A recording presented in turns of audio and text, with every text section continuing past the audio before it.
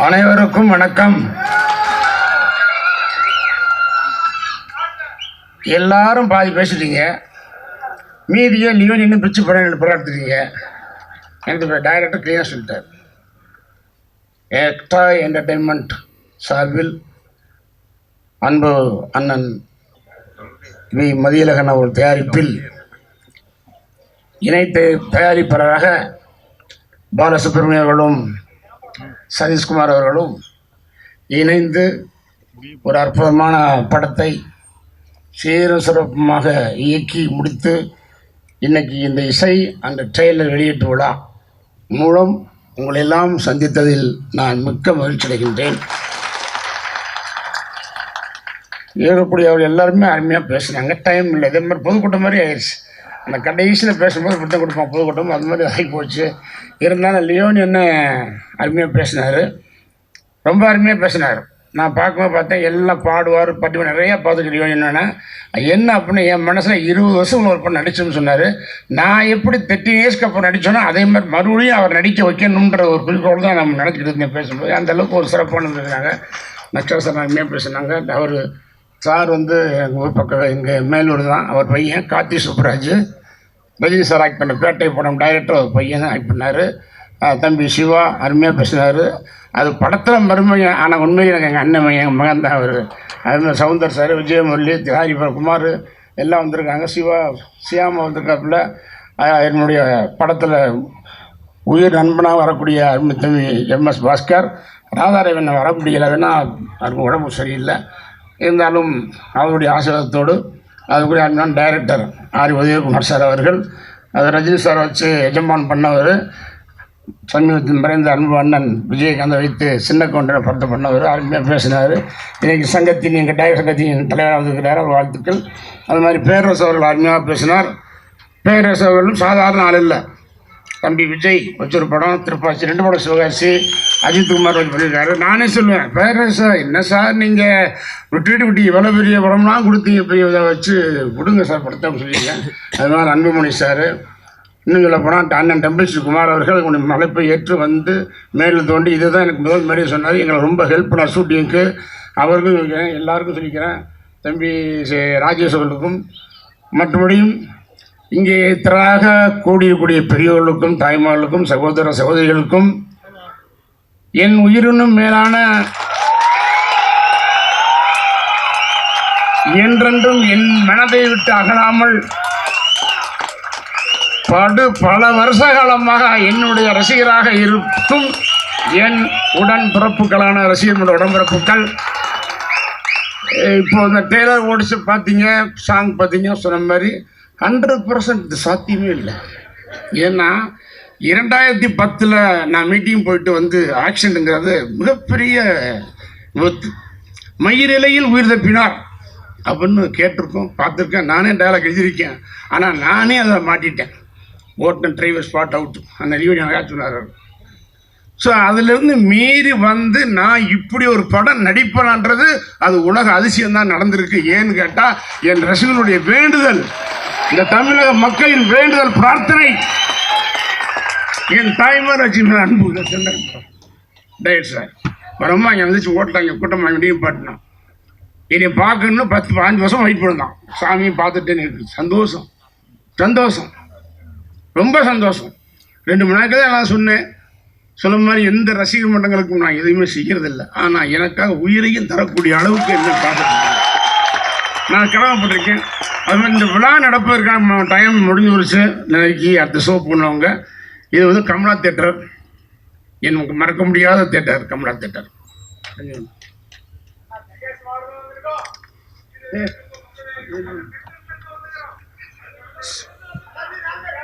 நம்ம தொகுதி திருச்செந்தூர் தொகுதி திருச்செந்தூர் முருகன் அருளால படம் சூப்பர் ஹிட் ஆக போகுது. என்னவோ படம் பாரு, படம் பார்த்துருவோம் எனக்கு திருப்பி நடிக்க வச்சு. ஆனால் டைரக்டர் சொல்கிற மாதிரி சாதாரண விஷயம் கிடையாது. இந்த மாதிரி ரைட்டர் கார்த்திக் குமார் அவர் உண்மையை நல்ல சப்ஜெக்ட். ஆனால் இன்னைக்கு அவர் சொன்ன மாதிரி கேஸ் ஓடிக்கிட்டு இருக்கு. இவங்க வந்து சொன்ன கதை வேற. அந்த படத்தில் ராமரதை போடலாம் நினைத்த அண்ணன் மதியழகன் அவர்களுக்கும் டாக்டர் ராகேஷ் நம்ம மேலே ரொம்ப சிரமம்.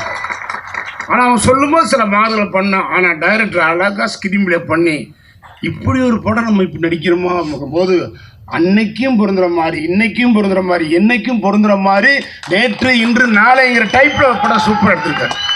ஆனால் இந்த ட்ரெய்லரும் சாங்கும் பார்க்கும்போது நான் நடிகனாக பார்க்கவில்லை, ஒரு டெக்னீஷியனாக பார்த்தேன். என்ன என்ன குறை என்பது எனக்கு தெரியும். சிவாகட்டும் அவர்களாகட்டும் அருமையாக நடித்திருந்தாலும் நான் என் கூட அவருடைய அருமைத்த அண்ணன் பாஸ்கர் அவர்களும் ராஜாவும் எனக்கு என்ன மைனஸ் இருந்தால் என்ன பண்ணுறது, கொரோனாங்கிற காலம் 3-4 வருஷம் வீட்டில் போட்டுருச்சு, ஆக்ஷனுக்கு அப்புறம் 6 வருஷம் அப்படியே வீட்டில் இருந்துச்சு. அதனால் என்ன மைனஸ் தெரியும். ஆனால் அதெல்லாம் மீறி இந்த படத்தை டைரக்டர் கேட்ட மாதிரி, மையசா கேட்ட மாதிரி மிகப்பெரிய வெற்றியடை செய்வார்கள் என்ற ரசிகர்கள். நீங்கள் விளம்பரமே கொடுக்க வேணாம், ராமராஜன் படம் ரிலீஸ் சொன்ன பார்க்கறதுக்கு நீங்கள் 1,00,000 பேர் இருக்கான். அது படம் எப்படி பார்த்துருவாங்க. ஆனால் இந்த படத்தினுடைய கதை, அந்த ஸ்கிரீன் பிளேன்றது இந்த உலகத்தில் பிறக்கக்கூடிய அத்தனை பேரும், ஒவ்வொரு குடும்பத்தாரும் இதை கடக்காமல் நம்ம வாழ்ந்து போகவே முடியாது. அப்படிப்பட்ட ஒரு அருமையான கதை இந்த கதை, அருமையான திரைக்கதை, அருமையான வசனம். இன்னைக்கு நம்மளை சொல்லாமல் கூட நைஸாக தள்ளிடுற 3 சாங்கையும் நானே கேட்கல, எனக்கு அனுப்பி அனுப்பிச்சு பார்க்குறேன், என்ன சாங்க விட்டீங்க அப்படின்னு 3 நாள் ஓடிக்கிட்டு இருக்கு. அதில் கிளைமாக்ஸ் சாங்கெல்லாம் உண்மையிலேயே சொல்கிறேன், எனக்கெல்லாம் என்னன்னு தெரியாது. பாருங்கள், இந்த படம் முடிஞ்சு வரும்போது என்னுடைய தாய்மார்கள் வருத்தப்படுவாங்க, ஃபீல் பண்ணுவாங்க, அந்த அளவுக்கு வளரக்கூடிய நல்ல கதை. ஆனால் என்னுடைய ரசிகர்களும் இந்த தமிழக மக்களும் ஆண்களும் ஃபீல் பண்ணக்கூடிய அளவுக்கு அற்புதமான கதை என்பதை யாரும் மறக்க முடியாது. இதை நீங்கள் ரிலீஸுக்கு அப்புறம் நீங்கள் சொல்லுங்கள், ராமராஜ் சொன்ன உண்மையாக பொய்யன்னு சொல்லுங்கள். பட் என்ன மனசு ஏன் எனக்கு ரொம்ப டல்னா, எனக்கு ராஜான்னு வருவார் நினச்சிருந்தேன்.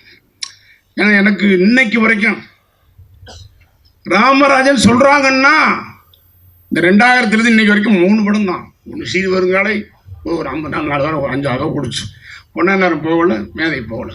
ஆனால் இந்த 23 வருஷமும் இன்னைக்கு ராமராஜன் சொல்கிறாங்கன்னா அதுக்கு இளையராஜாவின் பாட்டு தான் என்னை வாழ வைத்துக் கொண்டிருக்கிறது. நான் அண்ணன் ஆஸ்பத்திரியில் இருந்தேன், ராஜா அண்ணன் ஒருக்கா போனேன். என்னண்ணே உடம்பு? ஆமாம். அவர் கையை பார்த்தேன், இது உங்கள் கையில் என்ன, என் வாழ்க்கை, என் வாழ்க்கை. எங்கேயா பார்த்தாலும் இங்கே டிவியில் வேணால் போடலை, அதில் ஒரு டைப் இருக்கு போடலை. ஆனால் எனக்கு வர்ற நியூஸு அரசாங்க bus, private bus, lorry, container, அது குட்டி ஏன்னா அங்குட்லேயும் ஓடுவது இளையராஜா ராமராஜன் சாங்கை தான் கேட்குறேன்னு சொல்லி எனக்கு சொல்கிறாங்க. ஸோ லியோனியன் அழகாக சொன்னார், பாடி காமிச்சார். நான் கூப்பிட்றதுக்கு எனக்கு சங்கடம், ஏன்னா அண்ணனுடைய பொண்ணு தவிர இன்னும் மாதம் ஆகுது. இந்த படத்தில் கிளைமாசை பார்த்தீங்கன்னா அவர் ஃபீல் பண்ணுவார். நான் ரொம்ப சங்கடப்பட்டு கூப்பிட்றதுக்கு, ஏன்னா அவர் மகளை இழந்து 2 மாதம் ஆகும். எனக்கு வந்துட்டு சங்கடமாக பேசும். நான் அவரை வைத்து பேச நினைச்சேன். இந்த மாதிரி கேஎஸ் ரவிக்குமார் பேசும்போது நான் சொன்னேன், நான் பேசுகிறேன், ரவிக்குமார் இருக்கும்போது நான் பேசணும் அப்படின்னு சொன்னேன். ஏன்னு கேட்டால் கேஎஸ் ரவிக்குமார்ன்றவர் என்னன்னா Rajarajan associate director, Ramdas director, Ramdas அவர் இறந்துட்டார், அமர் ரைட்டர். அந்த படம் நான் ஹீரோ, கௌதமி ஹீரோயினி. ஆனால் அசோசியேட் டைரக்டர் ஒர்க் பண்ணி கேஎஸ் ரவிக்குமார். அங்கே நான் புள்ளி பார்த்தேன். நான் அசிஸ்டண்டாக 40 படம் ஒர்க் பண்ணியிருக்கேன், 5-6 படம் டைரக்ஷன் பண்ணியிருக்கேன். அதை பார்க்கும்போது அந்த லொக்கேஷனில் ஒரு செட்டு பாய் வேலை செய்கிற எல்லாம் செஞ்சார் கேஎஸ் ரவிக்குமார். நான் பார்த்தேன், என்ன அசோசியேட் டைரக்டர்ன்றாங்க, நமக்கு தெரியுமே, எல்லா வேலையும் இழுத்து படிச்சுறாரு, சூப்பராக யூஸ் பண்ணிக்கிறோம்னு. பிற்காலத்தில் வரும்போது படம் ஓடிச்சு, ராஜாராஜன் கரகாட்டக்காரன் ஓடிட்டே இருக்கு. கரகாட்டக்காரன் ரிலீஸ் ஆகி அது 484 ஓடிக்கிட்டே இருக்கும் பொழுது ஊடால அந்த 8 படமும் 100 நாள் கிட்டு கொடுத்த ஒரே என்னுடைய ரசிகர்களாக தெரியும். உங்களால் இது கடவுளுடைய பிராப்தம், என் பிராப்தம் இல்லை. மதுரையில் இருந்தா அண்ணன் உட்கார்கார் டெமிஷன், மதுரையில் நடனா தேட்டரில் 385 நாள் மேடம் பெட்டி மிஞ்சுமே இப்படிலாம் கியூப் கிடையாது. அப்போ பெட்டியை குடு அரிக்கிறான் போட்டுட்டா ஷிஃப்டிங்கில் 500 நாள் ஓடிய படம் கரகாட்டக்காரன். விருதுநகர் 147 நாள், தேனி 147 நாள் ஓடி இந்த படம் கிடையாது. தினசரி 3 சனியே இருந்தாங்க. அப்படிப்பட்ட ஒரு மிகப்பெரிய ஒரு படமாக இன்னைக்கும் ஜனங்கள் ஞாபகம் வச்சக்கூடிய அளவுக்கு எனக்கு இசையமைத்து கொடுத்தவர் அண்ணன் இளையராஜா அவர்கள். இன்னைக்கு கூட அண்ணன் போகும்போது சொன்னார், ஏய் என்னடா நீயும் நானும் சேர்ந்தா ரசிகர்களும் பொதுமக்கள் பாட்டை கேட்பாங்க, நீ பாட்டே இல்லாமல் படம் நான் கொடுத்துருக்கேன்னு ஃபீல் பண்ணார். அப்போ என்னென்னா, உனக்கு நான் பாட்டு போட ரெடியாக இருக்கேன், சூப்பர் போட சென்பை மெசட் என்ன பாட்டுறான்னு சொல்லி கூட சொன்னார். அந்த பாட்டுடைய கதையோட நான் அழுத்தம் இல்லை, இருந்தாலும் எனக்கு இவங்க கதை சொல்லி போனதுக்கப்புறம் சரவண சுப்பையா சாருங்க போயிட்டார். அவர் நல்ல மனுஷன். அதுதான் அந்த ட்ரெயிலர் லாஸ்ட்டில் பேசுவார், எஸ்டோ நரி போவார் சாமானியம் சொல்லுவார். நல்லா பேசினேன். இப்போ ராஜனை சொன்னார், ஏன்னா நீ பாட்டே இல்லை படக்கிறதுக்கு நீ கூட பேசும்போது அதான் சொன்னார், எவ்வளவோ பாட்டுகள் இந்த பாட்டில் கொடுக்க வழி இல்லை, என் ஜோடி இல்லை. சொன்ன மாதிரி டீசலில் பேசினேன், எல்லாம் நல்லா பண்ணாங்க, நமக்கு ஜோடி கொடுக்கல. ஒருத்தன் கத்துறான், இனிமேல் ஜோடியால் நடித்தா தொலைச்சிருந்துட்டானே. அவனுடைய ஃபீலிங் வேற என்ன பண்ண முடியும்? உன் ஜோடி இல்லை தவிர நான் இன்ட்ரோவில் கதை சொல்லி முடிச்ச உடனே கை கொடுத்தேன், பரவாயில்ல சார் ஜோடி இல்லை தப்பிச்சுக்குருவோம். எனக்கு ஜோடி யாருன்னா எம்எஸ் பாஸ்கர் ராதாரவின் தான். சரி போயிட்டு போ, ஒரு படம் தியாகம் பண்ணிட்டு போகணும், என்ன போகணும். இப்போ கூட ராஜா என்ன சொன்னார், 6 பாட்டு 8 பாட்டு சுச்சுவேஷன் கொண்டு வா நான் பண்ணிக்கிறேன்ட்டார். பட் இளையராஜான்ற ஒரு கேரக்டர் நான் சொல்லி ஆகணும்னு ஆசைப்பட்டது உண்டு. பட் ஒரு 5 நிமிஷம். அதாவது தமிழ்நாட்டில் பிறந்து உலகமே புகழக்கூடிய ஒரு இசையமைப்பாளர் என்றால் அது அண்ணன் இசைஞானி இளையராஜா அவர்கள் தான். அது நம்மளாம் பெருமைப்பட வேண்டும். அவர் தொட்ட உச்சத்தை, அவர் வாங்கிய புகழை எந்த இசையமைப்பாளரும் பெற முடியாது. இதுவரையும் கிடையாது, இனிமேலும் கிடையாது. அவர் சாதாரண மனிதன் அல்ல. ராஜானுடைய தாயார் சின்னத்தாய் அம்மா. சின்னத்தாயின் படம் வந்திருக்கு, பாட்டு வந்திருக்கு. இந்த சின்னத்தாயம் அவர்கள் கும்மி அடிக்கும் போது பாடிப்பாங்க. அமர்ந்து சொல்லுவார், தான அப்படி பாடுவாங்க அவங்க. அதைத்தான் பிற்காலத்தில் 1000 தாமரை உடனே போட்டிருக்காரு. ராஜானுடைய அம்மா ராசையான்னு பேர், அவர் பேர். அந்த அம்மா என்ன ஃபீல் பண்ணுறாங்கன்னா, ராசையா என் மகனே, ராசையா வாயா இசையா உட்காரியா, ரா வா உன் ராகங்களை பூரா இசையா அப்படின்ற மாதிரி தான் அவர் பேர் ராசையான்னு வச்சுருப்பாங்க போட்டு. அவர் தம்பி இன்னைக்கு எங்கேமர் அண்ணன், ஆனால் அவர் பேர் அமர் சிங். என் இளைய மகனே வா, அண்ணன் பக்கத்தில் அமர் சிங்கு கூட பாடு எழுதி கொடு சொல்லி 2 மகனை உருவாக்குறது தாய், அந்த சின்ன தாயம். இந்த 2 பேரையும் மெட்ராஸ் அமிச்சோம்னா இவங்களை பாதுகாக்கிறதுக்கு ஒரு பாஸ் வேணும். அது யாரு? அவங்க அண்ணன் ராஜான அண்ணன் அமரர் ஆர்.டி. பாஸ்கரன் தான். 3 பேர் வர்றாங்க மெட்ராஸ். நம்ம கிராமங்களில் நம்ம ஊரில் தெரியும், அண்ணன் தெரியும், ஒரு வீட்டில் 2 ஆம்பளை பசங்க 2 பொம்பளை பசங்க இருப்பாங்க. அது எல்லாரும் வேலை செய்ய, ஒருத்தர் மட்டும் Malaysia, Singapore, Dubai, Saudi Arabia, Kuwait போயிருக்கலாம். இப்போ இந்த அம்மா இங்கே இருக்கிற 3 பிள்ளைய பற்றி கவலை கிடையாது. வெளிநாட்டுக்கு போனானே என் பையன், சாப்பிட்டானா, தூங்குனானா, சம்பளம் வாங்கினா என்ன பண்ணுவான் அப்படின்னு வருத்தப்படுற மாதிரி இருக்கிற காலகட்டத்தில் 3 ஆம்பளை பசங்களையும் சென்னைக்கு அனுப்பி இந்த தமிழ் திரைப்பட உலகத்திற்கு மிகப்பெரிய ஜாம்பவான இசையமைப்பாளர் ஆக்கியிருக்க என்றால் அந்த தாய் சின்னத்தாய் அல்ல, தெய்வத்தாய். தெய்வத்தாய் பெருவப்படம் தான் பையன் எப்படி இசையமைப்பாளர் ஆகிடுவான்னு உலகமே பேசக்கூடிய அளவு. நீ டிவியை பார்த்தா அவர் பேர தனியாக வச்சாலும் ஓடிட்டு மேஸ்டர் இளையராஜான்னு முடியுமா? பெருமை. தமிழ்நாடும் தமிழ் மண்ணும் தமிழ் மக்களும் மன்ற உலகம் எல்லாம் என் ரசிகெல்லாம் சொல்லுவாங்க, அண்ணே ராஜானே உங்களுக்கு பண்ணா நீங்கள் பாடுற மாதிரியே பாடுறாருங்க அப்படின்னு சொல்லுவாங்க. ராஜானே பாடினா நீங்கள் பாடுற மாதிரியே இருக்குண்ணே, ஒரிஜினலாக கேட்குறேன். இதில் கூட பாட்டு போடுவார் தயவு சொன்னார். அவருக்கு துடி எனக்கு நல்ல, ஏன்னா நம்ம மதுரை மாவட்டம், அவரும் மதுரை மாவட்டம், நானும் மதுரை மாவட்டம். இன்றைக்கி அவர் தேனி மாவட்டம் பிடிச்சிக்கலாம். ஆனால் கிளம்பும்போது நாங்கள் மெட்ராஸ் வரும்போது மதுரை மாவட்டம், நாங்கள் மேலூர், அவங்களுக்கு பண்ண வரோம்.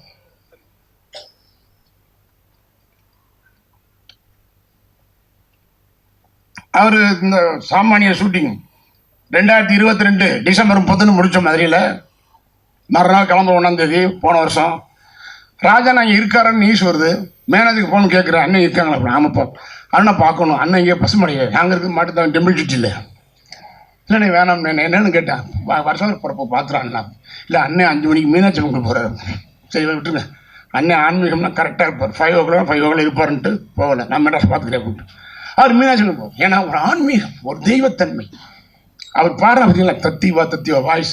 அவர் குரலையும் விரலையும் என்ன வச்சுக்காருன்னு அவருக்கே தெரியல. அப்படி ஒரு மகிமை. மீனாட்சி அம்மன் போகும்போது நான் யோசித்தேன், அவருக்கு பாருங்க அந்த ஆன்மீகத்தில் அந்த அண்ணனுக்கு நாட்டம் இருக்கிறதுனால அந்த மீனாட்சி அம்மன், அந்த அன்னை, அண்ணன் அமரர் அருமைக்குரிய அண்ணன் பஞ்சு அருணாச்சலம் மூலமாக ஒரு படத்திலே அறிமுகப்படுத்தும் போது நம்முடைய தாய் மீனாட்சி அவருக்கு ஆசி வழங்குறாங்க. அந்த அன்னை எப்படின்னா, மீனாட்சி அம்மன் வலது தொழில் இருக்கிற பச்சை கிளி, அந்த கிளியை எடுத்து அந்த அன்னை கொடுப்பதுதான் அன்னை கிளி என்று முதல் படம். இன்னைக்கு வரைக்கும் படம் பேசப்படுகிறது. அதில் பாடுற பாட்டு மகுடி வாய்ச்சா பாம்பு பாடும், அது எல்லாருக்கும் தெரியும், நம்மளும் பார்த்துருக்கோம். மகுடி வச்சா பாம்பு ஆடும். ஆனால் அண்ணன் இசைஞானி இளையராஜா ஹார்மோனி வாசிச்சா பாம்பே நடுங்கி போச்சு. இன்னைக்கு வேணா மும்பையா இருக்கலாம், அன்னைக்கு பாம்பே நடுங்கி போயிடுச்சு. தமிழ்நாட்டில் இந்தி மோகம் ஒழிஞ்சிச்சு. சந்து பொந்தெல்லாம் இசைஞானி இளையராஜன் பாட்டாக ஒழித்து கொண்டே இருந்து இன்னைக்கு வரைக்கும். அது ஏதோ ஒரு சுகம், ஏதோ ஒரு சுமை. கஷ்டப்படும் போது கேட்போம், சந்தோஷப்படும் போது கேட்டோம். அப்படி அருமையான ஒரு இசையப்படம் கிடைத்திருக்கிறது. அது எனக்கு ரொம்ப பெருமை. ஆனால் அவர் சொன்ன எங்கள் ஊர் பாட்டுக்காரன் டைரக்டர் சார் விஜயகுமார் சாரும் கரகாட்டக்காரன் அது மாதிரி. ஆனால் எனக்கு இந்த மாதிரி சாமானியன் வெகு நாட்கள் 12 வருஷம் ஆயிடுச்சு. இப்படி இருந்தாலும் நான் ஓப்பனாக சொல்ல போனேன், டைரக்டர் ரொம்ப ஹெவி ஹார்டு ஒர்க்கர். நான் ஏன் ரவிக்குமார் சொன்னேன்னா, அவர் ரவிக்குமார் சார் ஒர்க் பண்ணும்போது அசோசியேட் டைரக்டராக அவளை வேலை செய்யும்போது நோட் பண்ணி வச்சேன். அப்புறம் பின்னால் ராஜகரன் கேட்கும்போது நீங்கள் அவரே டைரக்டர் போடுவேன், இல்லை உங்கள் பேரை போட்ட பிஸ்னஸ் ஆகணுன்னு. அப்போ நீங்கள் அசோசியேட் கூப்பிடுங்க அவரை. ரவிக்குமார் ஒத்துக்கிட்டா நான் டைரக்ஷன் பண்ணி நடிக்கணும்னு பெத்த முடிச்சு பண்ணோம். அதில் 15 days ஒர்க் பண்ணார் ரவிக்குமார் சார். போயிட்டார். இன்றைக்கி அவர் ரஜினி சார் வச்சு கமல் சார் வச்சு மிகப்பெரிய டைரக்டர் ஆகிட்டார். ஏன்னா அவர் அப்போவே பார்க்க ராஜா இல்லை. அதுதான். ஆனால் திருப்பி இந்த படத்துக்கு வரும்போது அவர் எனக்கு தந்த மரியாதையை நினைத்து சினிமாவில் நன்றி விசுவாசம் சாகலை, இன்னைக்கு உயிரோடு இருக்குன்னு நினைக்க வைத்தவர் அருமை டைரக்டர் கே.எஸ். ரவிக்குமார். அந்த உழைப்பை அருமைக்குரிய ராஜேஷ் சங்கம் பார்த்து வெரி குட் மேன். ஏதோ நடிச்சுமா டைரக்ஷன் பண்ணமா போனோமா அப்படி இல்லாமல் தொடர்ந்து தயாரிப்பு மதிசரங்க சரி, பாலாவுக்கும் சரி, சதீஷ் எந்த சிரமம் எல்லா வேலையும் இழுத்து போட்டு அருமையாக இன்னைக்கு வரைக்கும் உழைச்சது படம் வந்துருக்குன்னா அதுக்கு முழு ஒரு உழைப்பு காட்டு. பேசிக்கிட்டே இருக்காரு, எப்போ ஃபோன் அடித்தாலும் பேசிக்கிறார். யார்கிட்ட பேச அவர் டெக்னீஷியன் பேசுகிறேன்.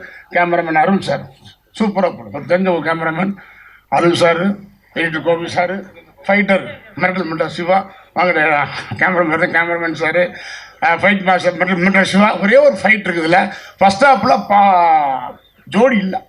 நான் டீசல் வருத்தப்பட்டேன். ஒரு படம் போனால் போயிட்டு நான் அடுத்த படம் கேட்டாட்டேன், பிடிச்ச கேட்டேன் ஜோடி வேணும். ஜோடி மட்டும் இல்லை, பாட்டு வேணும். ஜோடி பாட்டு வேணும். எங்கள் அண்ணன் ரெடியாக இருக்கார் ராஜா போடுறதுக்கு. மாங்குயில் பொங்கல் மாதிரி ரெடி எடுத்து வச்சுருக்காரு. அதனால் கேட்டால் இல்லைன்னா கண்டிப்பாக போடுவாங்க. அதெல்லாம் கண்டிப்பாக இருக்கும், இல்லாமல் இருக்காது. அதனால் அவர் என்ன சொல்கிறாருன்னா, அடுத்த படம் கொண்டு வரும்போது பாட்டை கொண்டு வாயா, கீழே நிறைய சுச்சுவேஷன் கொண்டு வா, போடுறேன் உனக்காக இல்லை. அதனால் இப்போ அடுத்த படம் என்பது நிச்சயமாக 6 பாட்டுடன் இவர் டைரக்ஷன் வரும், 8 பாட்டுடன் இவர் தயாரிப்பார். மிகப்பெரிய படமாக அமைவதற்கு அண்ணன் இசைஞானி இளையராஜா அவர்கள் இன்னைக்கும் அது மாதிரி அவர் வெற்றி தயாரிப்பார், நடிகரும் ஆயிட்டாரு. சொன்னானே வெற்றி தயாரிப்பார், வெற்றி நடிகரும் ஆயிட்டாரு. உண்மையிலே சொல்றேன், சாமானியன் அந்த டைட்டிலுக்காகவே நான் ரொம்ப போறேன். ஆகா அந்த டைட்டில் எப்படி நடிச்சாங்கன்னு. அதே மாதிரி சாமானியன் டைட்டில் வச்சு எல்லாரும் நல்லா அழகா பேசுனாங்க. அதெல்லாம் இல்லை, என்ன சொல்லுவாங்க, சத்தியராஜ் தானே அழகா போகும்போது நமக்கு அது இருக்காது. அது எதேச்சியாக வாழ்ந்தாச்சு. இன்னொரு விஷயம், பாட்டுக்கள் எல்லாம் கேட்டீங்க. எல்லாரும் சொல்றது என்னன்னா, அவருக்கு போட்ட மாதிரி எனக்கு போடல, எனக்கு போட்ட மாதிரி அவருக்கு போடல, அந்த ஹீரோ போட்ட மாதிரி இந்த ஹீரோ போடல, இப்படித்தான் ராஜாவை கம்ப்ளைண்ட் பண்றாங்க எல்லாரும். ஆனா அப்படி நான் கூட நினைச்சேன், ரஜினி சார் போட்ட பாட்டு மாதிரி எனக்கு போடலையே. ஏன்னா முரட்டுகளில் பொதுவாக எம் மனசு தங்கம்னு ஒரு பாட்டு போதும், ஒரு பான சொத்துக்கு ஒரு சொல் அந்த ஒரு பாட்டு போதும், எனக்கு போடலையே நினைச்சேன். ஆனால் சொர்க்கமே என்றால் மூட படிக்காம ஒரு பாட்டு போதும் எனக்கு. சிங்கப்பூர்ல போய் வேட்டி கட்டி நடித்த ஒரே நடிகன் இந்த ராமராஜ். வெளிநாட்டில் சிங்கப்பூர், தாய்லாந்து, வெளிநாட்டில் ஒரு பாட்டுக்கு அது மாட்டு ஓட்டி கொண்டு வர பிளான் பண்ணோம். ஃப்ளைட் ஏற்ற மாட்டேன்ட்டான். நம்ம அமர் எங்க சொன்னார், மாட்டு ஓட்டி கொண்டு வரணும், வெயிக்கூட்டினேன் இப்போ சிங்கப்பூரில் மாட்டு ஓட்டி ஓப்பண்ணேன். நாட்டு அளவுட்டான் ஃப்ளைட்டில். அதனால் வேட்டி சட்டை கிடச்சோம். எல்லாரும் கோலாலம்பூரில் முன்படம் முடித்தாலும் கோவூர் க்ளோஸப் கொடுப்போம், அதான் இயற்கை. ஆனால் அமரன் என்ன பண்ண தெரியுமா, இங்கே நடக்கிற சாங்கை அங்கே எடுத்தார் சிங்கப்பூர். இங்கே கிராமத்தில், நம்ம கிராமத்தில் இருக்கிற கதையை சாங்க அந்த தானா நானும் கௌதமி போடுவேன், அது இங்கே நடக்கிற நடைமுறை சாங்கு. ஆனால் அதை சிங்கப்பூர் எடுத்தார். என்னன்னு இது, வெளிநாட்டில் நம்மளும் மேட்ச் பண்ணி நம்ம கிராமம் இங்கே இருக்கிறாங்க. அதெல்லாம் அப்படி இருக்குமையானது. அது மாதிரி சாதாரண இடத்து கூட ஊருக்கு வந்து அமரனும் இப்போ வர முடியல. அமரனும் வர்றது தான் அவருக்கு நிறைய ப்ரோக்ராம், இன்றைக்கி நிறைய ஃபங்க்ஷன்னால இந்த சூழ்நிலையும் இப்போ சரியில்லை, பேச முடியாது. ஏன்னா டைம் ஆகி கொண்டு வைக்கிறது, ஏன்னா அவங்களுக்கு தேட்டர் கொடுக்கணும். அதே மாதிரி இந்த தேட்டரை நான் என்றைக்கும் மறக்க முடியாது. என்னுடைய முதல் படம், நான் கதான நடித்த நம்ம ஊர் நல்ல ஒரு திரைப்படம்.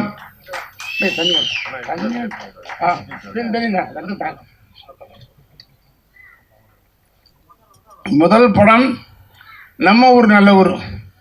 இங்கே ரிலீஸ் ஆனாலும் நான் நடித்த ஹீரோவான படத்தை இந்த கமலா தேட்டரில் தான் நோன் ஷோ பார்த்தேன். அப்பொழுது உரிமையாளர் இருந்தவர் அவருடைய தாத்தா, எனக்கு மதிப்பிற்கும் மரியாதைக்குரிய மறைந்த அப்புச்சி சிதம்பரம் செட்டியார் அவர்கள்.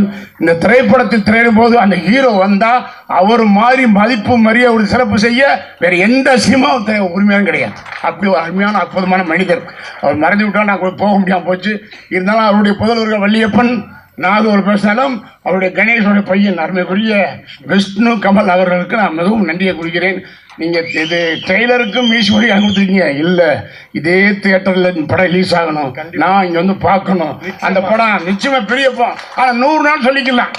இப்போலாம் கிடையாது. ஒரு சைவர் அடிச்சிருக்கு 10 நாள் தான். 10 நாள் தான். 10 நாளை மொத்தமாக குடிச்சிடுறேன். அப்போ 100 நாள்னா 5 புருண்டு 6 புருண்டு 7 புண்டு போடுவோம். ஒரு எம்ஆர்எம் மாதிரி ராமநாதபுரம் அவர் ஓட்டுறேன் இருக்காரு. 100 ஓட முடியாது. ஓட்ட முடியாது. போட்டுக்கலாம். கண்டிப்பா மண்ணே கேட்பாங்கல்ல. கேட்பாங்க. 10 நாள் 100 நாள் ஒன்று மாட்டேன். பெரிய வெற்றி படமா இருக்கு. நிச்சயமா பொறுத்த வரையும் சொல்றேன், என்னுடைய மனசுல வர்றது இந்த படத்தை சாமானியம் படத்தை சத்தியமா சொல்றேன், என் பெத்த தாயிலே சொல்றேன், ஆம்பளைங்கள் அழுகக்கூடிய அளவுக்கு அற்புதமான படத்தை இயக்கியிருப்பது அருமைக்குரிய டாக்டர் ராகேஷ் அவர்களும் அந்த படத்தை தயாரித்த அருமைக்குரிய மதியம் அவர்கள். வாங்கினே ஓடி பின்னான்றீங்க ஏங்க உமாபதி இவா நீ காசை தர மாட்டேன் சிரிக்கப்படுங்க. அதான் கேசியர் என்ன அவர் ஃபாலோ பண்ணியிருக்கணும் வெளியே வரைக்கும். அதுங்க அவங்க பார்ட்னர் தம்பி பாலா அவர்கள் மேலே ரொம்ப, அதாவது இந்த மாதிரி சூழ்நிலையில என்ன வச்சு பண்ண நினைச்ச அந்த மனசு இருக்க, இது யாருக்கும் வராது. அவ்வளவு தைரிய மனசு யாருக்கு வரும்? யாருக்கு வரும்? கதை, இந்த கதைக்கு ஒரு போடலாம் அப்படின்னு போட்டு உண்மையிலே சொல்றேன், இந்த படத்தை நடிச்ச மிக பெருமையாக நினைக்கிறேன். படம் அதில் சில குறைகளுக்கு நல்லா தெரியும், நான் அதை அதை சரி பண்ணிக்கிறேன். உண்மையிலேயே மதிசார் ப்ரொடியூசர் அவர்களுக்கும் இதை புறமாக நான் இயக்கிய அன்பு தம்பி அன்பு அண்ணன் அது எங்களை பார்த்தா எனக்கு அழகப்பன் சார் மாதிரி இருக்கிறார். இதே கமலா தேட்டர் நம்ம நல்ல ஒரு ரிலீஸ் ஆன என் குருநாதர் அழகப்பன் சார் அவர் மாதிரியே இருக்கார். அற்புதமான டைரக்டர். என் குருநாதர் டைரக்டர் ராமநாத் சார், என் குருநாதர் டைரக்டர் பேரரசருடைய குருநாதரும் டைரக்டர் ராமநாத் சார் தான். நான் பிறந்தது ஒக்கூர் பண்ணு, அவர் பிறந்த நாட்டரசை ஓட்ட 4 கிலோமீட்டர் வித்தியாசம் அவருக்கும்.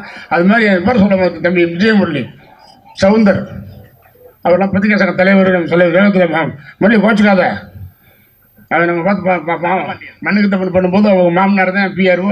அடுத்து மருதாணிக்கு வந்து பாரா சொந்தப்படுத்துக்கு அவர் தான் பிஆர்ஓ போட்டு அடுத்து மின்தொலை போலீஸ் ஆக்கி விட்டான். இதை நம்மளாம் வந்து செய்வோம், இல்லாத இருக்கு அவ்வளவுதான். சில்லு பாண்டியன், அப்புறம் டப்பிங் கிங் குணா புனா பயங்கரமான ஆள், அருமையாக வேலை வாங்குவார், பேச வச்சு அவர் அப்படி புண்ணா அப்படி கட்டுவார். எல்லாருமே சிறப்பாக ஒர்க் பண்ணாங்க. அதனால எந்த விதமான குறையும் இல்லை. படம் நிச்சயமாக நன்றாக வந்திருக்கின்றது. படம் பாருங்க, கண்டிப்பாக எல்லோரும் பார்க்க வேண்டிய படம். அதுவும் குறிப்பாக எனக்கு சொல்லவே தேவையில்லை, தாய்மார்கள் படத்தை பார்த்தா மனசால ஃபீல் பண்ணி இதுதான் ராமராஜன், இதுதான் ராமராஜன் படம், இதுதான் சொல்ற அளவுக்கு இருக்கும் என்பதை உத்தரவாதம் செய்யும். இது விளையாட்டுக்காக சொல்ல, பெருக்காக சொல்லலை, அப்படி கவலை இல்லை. ஆனால் எனக்கு பொறுத்தவரைக்கும் பிரச்சனை இல்லை. எனக்கு வந்து நான் 4 சீன் அடித்தா போய் வந்த மேலூர்லேருந்து இங்கே இன்னைக்கு 45 படம் ஹீரோ, 44 நின்றுச்சு. நான் யோசிச்சிருந்தேன், ஏன்னா 144 போட்ட மாதிரி 44 நிற்கிது, நகல மாட்டேங்குது அப்படின்னு நினச்சிருந்தேன். எப்படி பண்ணுறது 45 அப்படின்னு யோசித்தேன். சரி, ஒரு படம் வந்துச்சு மாரி 2, தனுஷ் ஆக்ட் பண்ண படம். அதோடைய அசோசியேட் பிரவீன் உங்களுக்கு கதை சொன்னார். ஓகேன்னு ஓகேன்ட்டு அப்போ மார்ச் மாதம் 2020 மார்ச் மாதம் 24 25 அட்வான்ஸ் கொடுத்துருவாங்க. சரி, இந்த படம் பண்ணிடுவான் வித்தியாசமாக. கரெக்டாக 25 அட்வான்ஸ் வாங்க போகிறேன், 20 ஊரடங்கு போட்டேன் கொரோனாவில். நினச்சி பாருங்க, அவ்வளோ முன்னுச்சு அப்படியே தெளிவு. ஆனால் கரெக்டான நேரத்தில் சிங் பண்ணி கதை சொன்னாங்க. சாமானிய திரைப்படம் மிக பிரமாதமாக இருக்குது. உண்மையிலே ராஜானை பாட்டு உண்மையிலே நீங்கள் பாட்டு கேட்டு பாருங்க, கேட்கத்தான் ராஜானை பாட்டு சூப்பர் விட்டாங்க. கரகாட்ட காயம் படம் இங்கே நான் பார்த்தேன், மூவி படத்தில் ப்ரீஷோ போட்டோம். மூவி படத்தில் ப்ரீஷ் முதல் நாள் அங்கே எல்லோரும் பார்க்குறாங்க. கரகாட்டக்காரன் இன்டோர் வெடிச்சு எல்லாம் டீ ஷர்ட் வந்தாங்க. அப்போ எங்கள் அண்ணன் சுரேஷ்காந்த் ஒன்று கேட்டாப்புல, என்ன ஒருத்தரும் சிரிக்கலை அப்படின்னாப்புல கரகாட்டக்காரன். நல்லா கேட்டுங்க, இடவேளை வரைக்கும் யாருமே சிரிக்கலை அப்படின்னு என் அண்ணன் பையன் கேட்குறாப்புல. இங்கே சிரிக்க மாட்டாங்கப்பா, சிரிச்சா விலை ஏற்றி விடுவாங்க. அதனால் நீ நான் கிருஷ்ணவனியோ கமலா பார்க்க முடியும் பாரு அப்படின்னு ஃபஸ்ட்டாக பின்னி எடுத்து படம் எடுத்து விட்டாங்க, கட்டி உருண்டாப்புல. மிகப்பெரிய ஜாமாச்சு. அது மாதிரி என்ன சாமானியம் படம் சொல்கிறவங்களுக்கு கண்டிப்பாக அனைவரும் பார்க்க வேண்டிய படம். நம்ம ஒவ்வொரு நாளும் பட்ட கஷ்டம் அழகாக சொன்னார் லியோனி சார். எல்லாம் பேசினா கூட அது அந்த வட்டிக்கு வாங்குறது போகிறதெல்லாம் சொன்னார். அது மாதிரி நம்ம கிடக்கிற சம்பவம் இன்னும் சுதாரிக்கிற ஒரு சம்பவம், அருமையான சம்பவம் சம்மணியன். அந்த வெற்றி படமாக ஆக்கக்கூடிய தயாரிப்பாளர்களுக்கும் அவர் கோட்டையிட்டும் தண்டபணி ராஜபாண்டி அவர்களுக்கும் கதாசிரியர் கார்த்திக்குமார், பாலா, சதீஷ், குணா, ரைட் சார், வாழ்த்துக்கள் சார். நான் பார்த்தா எங்கள் குருநாதன் மாதிரியே இருக்கிறார்.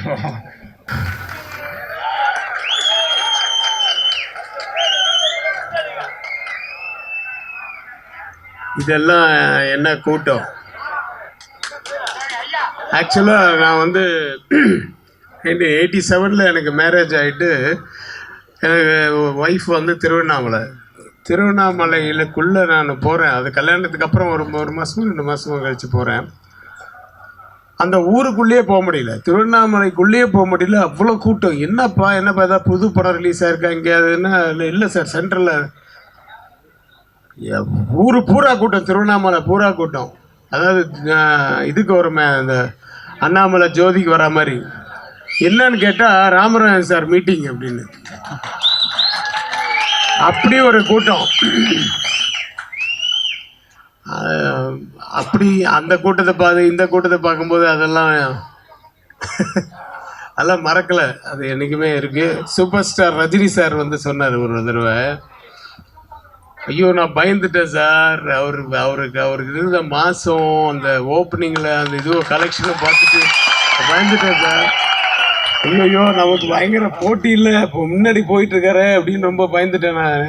அந்த மாதிரி ஒரு உண்மையாகவே மக்கள் நாயகன் தான். நான் வந்து அசிஸ்டன்ட் டைரக்டர் காலத்துலேருந்து நான் ரெகுலராக ஒரு பாஸ்கர் எடிட்டர் அப்படின்னு அவருடைய டீம் ஒன்று பெரிய டீம் இருக்கும். அவருடைய பசங்க எடிட்டர்ஸு, அவருக்கு அசிஸ்டன்ஸ் எல்லாம் எடிட்டர்ஸு, இந்த மாதிரி ஒரு பெரிய டீம் உள்ள இடம் வந்து பாஸ்கர்னு, எடிட்டர் பாஸ்கர்னு. அங்கே தான் பாரதிராஜா சார், கே ரங்கராஜ், ராம அப்படி எல்லாம் வரும்போது சாரும் வருவார். ராம்நாராயண் சார் அசிஸ்டண்ட்டாக இருந்து அசோசியேட்டாக இருந்து இவர் டைரக்ட் பண்ணியிருந்து எல்லாமே இவரை பார்த்துட்ருக்கேன். அதுக்கப்புறமா அவர் துடிதுடிப்பாக அப்படி இருப்பார். அவர் இளைஞர் வந்து அவர் அசிஸ்டன்ட் டைரக்டர் தான் எல்லா வேலையும் எடுத்து போட்டு செய்வார். அதுக்கப்புறமா அதே மாதிரி ஒரு பொண்ணை லவ் பண்ணார், தூக்கிட்டு போய் மேரேஜ் பண்ணார். பெரிய பிரச்சனை அவங்க வீட்டில், எல்லாத்தையும் மீறி தூக்கிட்டு போய் கல்யாணம் பண்ணார். அந்த மாதிரி அப்படி எல்லாம் நான் பார்த்தேன் அவரை. நான் வந்து ஒரு 10 வருஷம், தட் இஸ் 1981 நான் அசிஸ்டன்ட் டைரக்டராக ஒர்க் பண்ணுறேன். ஆக்சுவலாக 89 வரைக்கும் நான் எந்த படம் ஒர்க் பண்ணாலும் அந்த படம் வந்து ஒன்று ரிலீஸ் ஆகாது, இல்லை ரிலீஸ் ஆச்சுன்னா ஓடாது, இல்லைன்னா அப்புறம் 4 வாரம், அதுக்கப்புறமா 25 நாள், அதுக்கப்புறம் 50 நாள் ஆண்களை நம்பாதே, அப்படி போயிட்டு இருந்த போது எனக்கு முதல் வந்து ஒரு வெற்றி படத்தில் அசிஸ்டன்ட் டைரக்டராக நான் ஒர்க் பண்ணேன்னா அந்த படத்து பேர் வந்து ராஜா தான். அந்த ராமதாஸனுடைய 2வது படம். அது ஒரு டைரக்டர்கிட்ட 2 படம் ஒர்க் பண்ணது நான் அந்த படத்தை அவர்கிட்ட தான். ஸோ அந்த மாதிரி நான் ஒரு 14 டைரக்டர்கிட்ட ஒர்க் பண்ணேன். ஆனால் முதல் இப்போ இன்றைக்கும் என்னுடைய ஆஃபீஸில் நீங்கள் வந்தீங்கன்னா எனக்கு நிறைய ஷீல்ட்ஸ் இருக்குது. அப்போல்லாம் 100 நாள் வெள்ளி விழா இதெல்லாம் நிறைய ஷீல்டு வாங்குவோம் இல்லையா. அதில் புது வருஷத்துக்கு முன்னாடியே அசிஸ்டன்ட் டைரக்டராக நான் வாங்கின முதல் ஷீல்டு வந்து ராஜா தான். அதுதான் இன்றைக்கே இருக்கும். இந்த பக்கம் ராமராஜன் சார், இந்த பக்கம் இளையராஜா சார். அந்த ப்ரொடியூசர் வந்து நிவாஸ், கேமராமேன் நிவாஸ்னு. டைரக்டர் வந்து ராமதாஸ். சமீபத்தில் அவர் நம்மளை விட்டு போயிட்டார். ஸோ அந்த காலத்துலேருந்து எனக்கு தெரியும். அதுக்கப்புறமா நான் வந்து ஒரு 46 படம் இன்னும் டைரக்ட் பண்ணியிருக்கேன். ஆனால் start camera, roll sound, action அப்படின்னு நான் சொன்னேன்னா அது முதல்ல அவருக்கு தான். அது எப்படின்னா பெத்தவ மனசுன்னு ஒரு படம் ப்ரொடியூஸ் பண்ணாங்க. நம்ம ராஜ்கிரண் சார் தான் ப்ரொடியூசரு. அந்த படத்துக்கு கதை வசனம் வந்து கஸ்தூரி ராஜா. அந்த படத்தில் வந்து நான் அசோசியேட் டைரக்டர். ஆனாலும் நான் தான் ஸ்டார்ட் ஆக்ஷன் சொல்லணும், ஸ்டார்ட் கேமரா ஆக்ஷன் சொல்லணும். காரணம் வந்து அவர் ஹீரோ அண்ட் டைரக்டர். அந்த படத்தில் டைரக்ட் பண்ணி ஹீரோவாக நடிக்கிறாரு. ஸோ அப்படி ஒரு சுச்சுவேஷனில் என்ன முதல் சார் யார் சார் ரவி நீ எத்தனை படம் பண்ணியிருக்க, நீ தான் ஷார்ட் கேமரா சொல்லணும், நீ தான் ஆக்ஷன் சொல்லணும், நீ ஆக்ஷன் சொன்னால் தான் நடிப்பேன் அப்படின்ட்டாரு. அதுதான் என்னுடைய பிள்ளையார் ஸ்டோரி. அதுக்கப்புறம் வந்து ஒரு பக்கம் ராஜ்கிரண் சார் வந்து ஹீரோவாக நடிச்சிட்டாரு. அதுக்கப்புறமா கஸ்தூரி ராஜா டைரக்டர் ஆகிட்டார். அதுக்கப்புறம் நான் இந்த பக்கம் புரியாத புதியில் டைரக்டர் ஆகிட்டேன். இப்படி வந்து நான் எப்படி வந்து 9 வருஷத்தில் வந்து ஒரு ஆன்டி சென்டிமெண்ட்டாக இருந்தனோ அது அப்படியே அவர்கிட்ட போனதுக்கப்புறம் எல்லாமே சென்டிமெண்ட்டாக ஆயிடுச்சு. அப்படி ஒரு ராசியான ஒருத்தர். அதுக்கப்புறமா நான் டைரக்ஷன் பண்ணி இது பண்ணும்போது நடுவில் அவரை வச்சு ஒரு படம் பண்ண வேண்டியது. அதுக்கு ஸ்டில் ஷூட்லாம் கூட எடுத்தாச்சு. ஆனால் வேறு சில காரணத்தினால அந்த படம் எடுக்க முடியல. அப்புறம் அனுமோகன் சார் பண்ணாருன்னு நினைக்கிறேன் அந்த படம் காளையனா. அது அது அனுமோகன் சார் பண்ணார். அப்போ நிறைய படங்கள் நான் 3 மாதத்துக்கு ஒரு படம் கொடுத்துக்கிட்டே இருந்தேன் அப்போது. ஸோ இதுதான் எனக்கும் ராமராஜன் சாருக்கும் உரிய அந்த பந்தம். இந்த படத்தில் நம்ம ராகேஷ் வந்தார், கதை சொன்னார். அது மாதிரி என்னென்னா கண்டிப்பாக ராமராஜன் சார் படம்னா நீ ஒரு நாள் இருந்தால் கூட ஒரு கெஸ்ட் ரோல் இருந்தால் கூட நான் பண்ணுறேன் அப்படின்னு சொல்லிட்டேன். ஏன்னா ரொம்ப வருஷம் கழித்து மறுபடியும் அவர் படம் பண்ணுறாரு அப்படின்ட்டு. யாரும் வந்து அவர் தப்பாக நினைக்காதீங்க, என்ன இப்படி நடக்கிறாரு இப்படி இருக்காருன்னு சொல்லி. அவருக்கு அந்த ஆக்சிடெண்ட்டுக்கு அப்புறம் தான் அப்படி இருக்காரு அப்படின்றதுக்கு காரணமே வந்து அந்த ஆண்டவனுடைய அருள் தான்.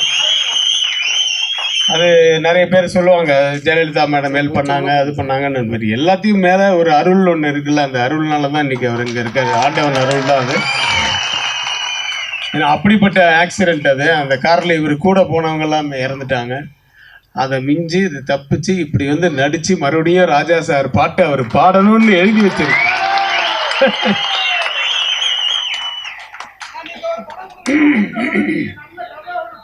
நீ ப்ரொடியூஸ் பண்ணிட்டு நான் கொடுத்துட்றேன்.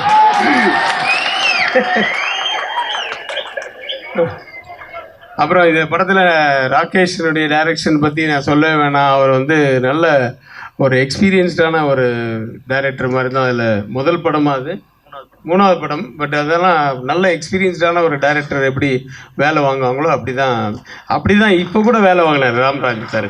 ராமராஜன் சார் வந்து பிடிவாதமாக இல்லை, ரவிக்குமார் பேசுறதுக்கு முன்னாடி நான் பேசணும், அவரை பற்றி நான் 4 வார்த்தை பேசணும், நான் முதல்ல பேசுகிறேன் அப்புறம் நீங்கள் பேசிட்டீங்கன்னா அதாவது அதுதான் டைரக்டர். நீங்கள் பேசிட்டீங்கன்னா அந்த சாம் போயிடுது. இன்றைக்கி யார் ஹீரோ, இந்த ஸ்டேஜுக்கு இன்றைக்கி யார் ஹீரோ? ராமராஜன் சார். அவர் கடைசியாக தான் பேசணும், அப்போ தான் சார் அது இருக்கணும். நான் வந்து இதுக்கப்புறம் ஒரு 3 ஃபங்க்ஷன் போனோம், ஈஸியாக எங்கே மகாபலிபுரத்துக்கிட்டலாம் போனோன்றதுனால நான் அது பேசிட்டு முன்னாடி போகிறேன் சார் அப்படின்னு சொல்லிட்டு அவர்கிட்ட பர்மிஷன் வாங்கிட்டு வந்தேன். இங்கேயும் ஒரு டைரக்டர் அவரோட திறமையை காமிச்சிட்டாரு. ஆனால் ட்ரெய்லர் பார்த்தேன், ரொம்ப நல்லாயிருக்கு, ஒரு கிரிப்டிங்காக இருக்குது. அப்புறம் இளையராஜா சார் அந்த குழந்தை சாங் வந்து சூப்பராக இருக்குது. ஒரு வாட்டி கேட்கும்போதே அது மனசில் பதிஞ்சிருச்சு. அவர் இன்றைக்கி வரல அப்படின்னா அதுக்கு 1000 காரணங்கள் இருக்குது. அது வந்து ஒன்று எலெக்ஷன் டைமு, ஒன்று இந்த ஏரியா இந்த கூட்டம், அதெல்லாம் வந்து அது இல்லாமல் அவங்க வீட்லேயே ஒரு சம்பவம் நடந்தது. அது மீறி வந்து அவர் இப்போ ஒரு விழாவுக்கு போயிருக்காரு, அதில் கூட நான் அவர் பேசலை இல்லை. ஸோ அவர் மனசு கஷ்டமாக இருக்கும்போது வேண்டாம் ஓகே, பட் படத்தை நல்லபடியாக கொடுத்தாரு. மறுபடியும் அடுத்த படம் படத்துலேயும் அவர் தான் இசையை வைக்க போகிறாரு. அப்போ பார்த்து போனாரா. எனக்கு இளையராஜா சாரோட நிறைய இப்போ கனெக்ஷன் இல்லைனாலும் இந்த ராமராஜன் சார் ராஜா தான் படத்துக்கு இளையராஜா தான் மியூசிக். அப்போ நான் ஃபஸ்ட் டைம் அவரை பார்த்தேன். அப்புறம் 2வது தடவை பார்த்தது வந்து ஒருவேளை இளையராஜா சார் இந்த ஆடியோ இந்த வீடியோலாம் எதாவது கேட்டிருந்தாருன்னா அதுக்காக சொல்கிறேன். இளையராஜா சாரோட 2வது படத்துக்கு ஏவிஎம் சரவணன் சார் வந்து சக்திவேல்னு ஒரு படம் புக் பண்ணிட்டாரு. கம்போசிங் போய் உட்காடுறோம். அதுக்கு முன்னாடி தான் புருஷ லட்சணம்னு ஒரு படம் ஓடி இருக்குது. அதில் வந்து பார்த்திங்கன்னா அந்த அம்மன் சாங்கு பெரிய ஹிட்டு.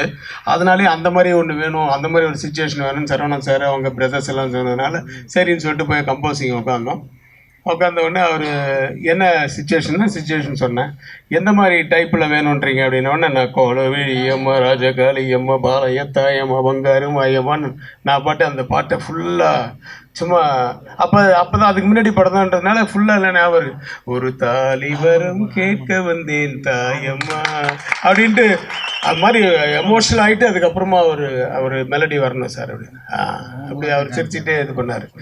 வெளியில் வந்து சரவணன் சார், என்ன தம்பி நீங்கள் வந்து இந்த பாட்டை பாடிட்டீங்கன்னு. ஏன் சார் அது தேவாவோட பாட்டு, நீங்கள் இளையராஜா கிட்ட பாடிட்டீங்க அவர் எவ்வளோ சார் அவர் சிரிச்சு தான் சார் கேட்டுட்டு இருந்தார். இல்லைப்பா நீ வந்து இளையராஜா சார் பாட்டே சொல்லிட்டோம், இல்லைன்னா ஹிந்தி பழைய மியூசிக் டைரக்டர்ஸ் எம்எஸ் விஸ்வநாதன் சொல்லியிருந்தா கூட பரவாயில்ல, தேவா வந்து இப்போ ஒரு ஆப்போனண்ட்டாக இருக்கார்ல அப்படின்னாரு. சரின்னு நின்று லஞ்சுக்கு அப்புறம் மறுபடியும் அடுத்த சாங். அப்போல்லாம் ஒரு நாளைக்கே 3 சாங் 4 சாங்கெல்லாம் கம்போசிங்.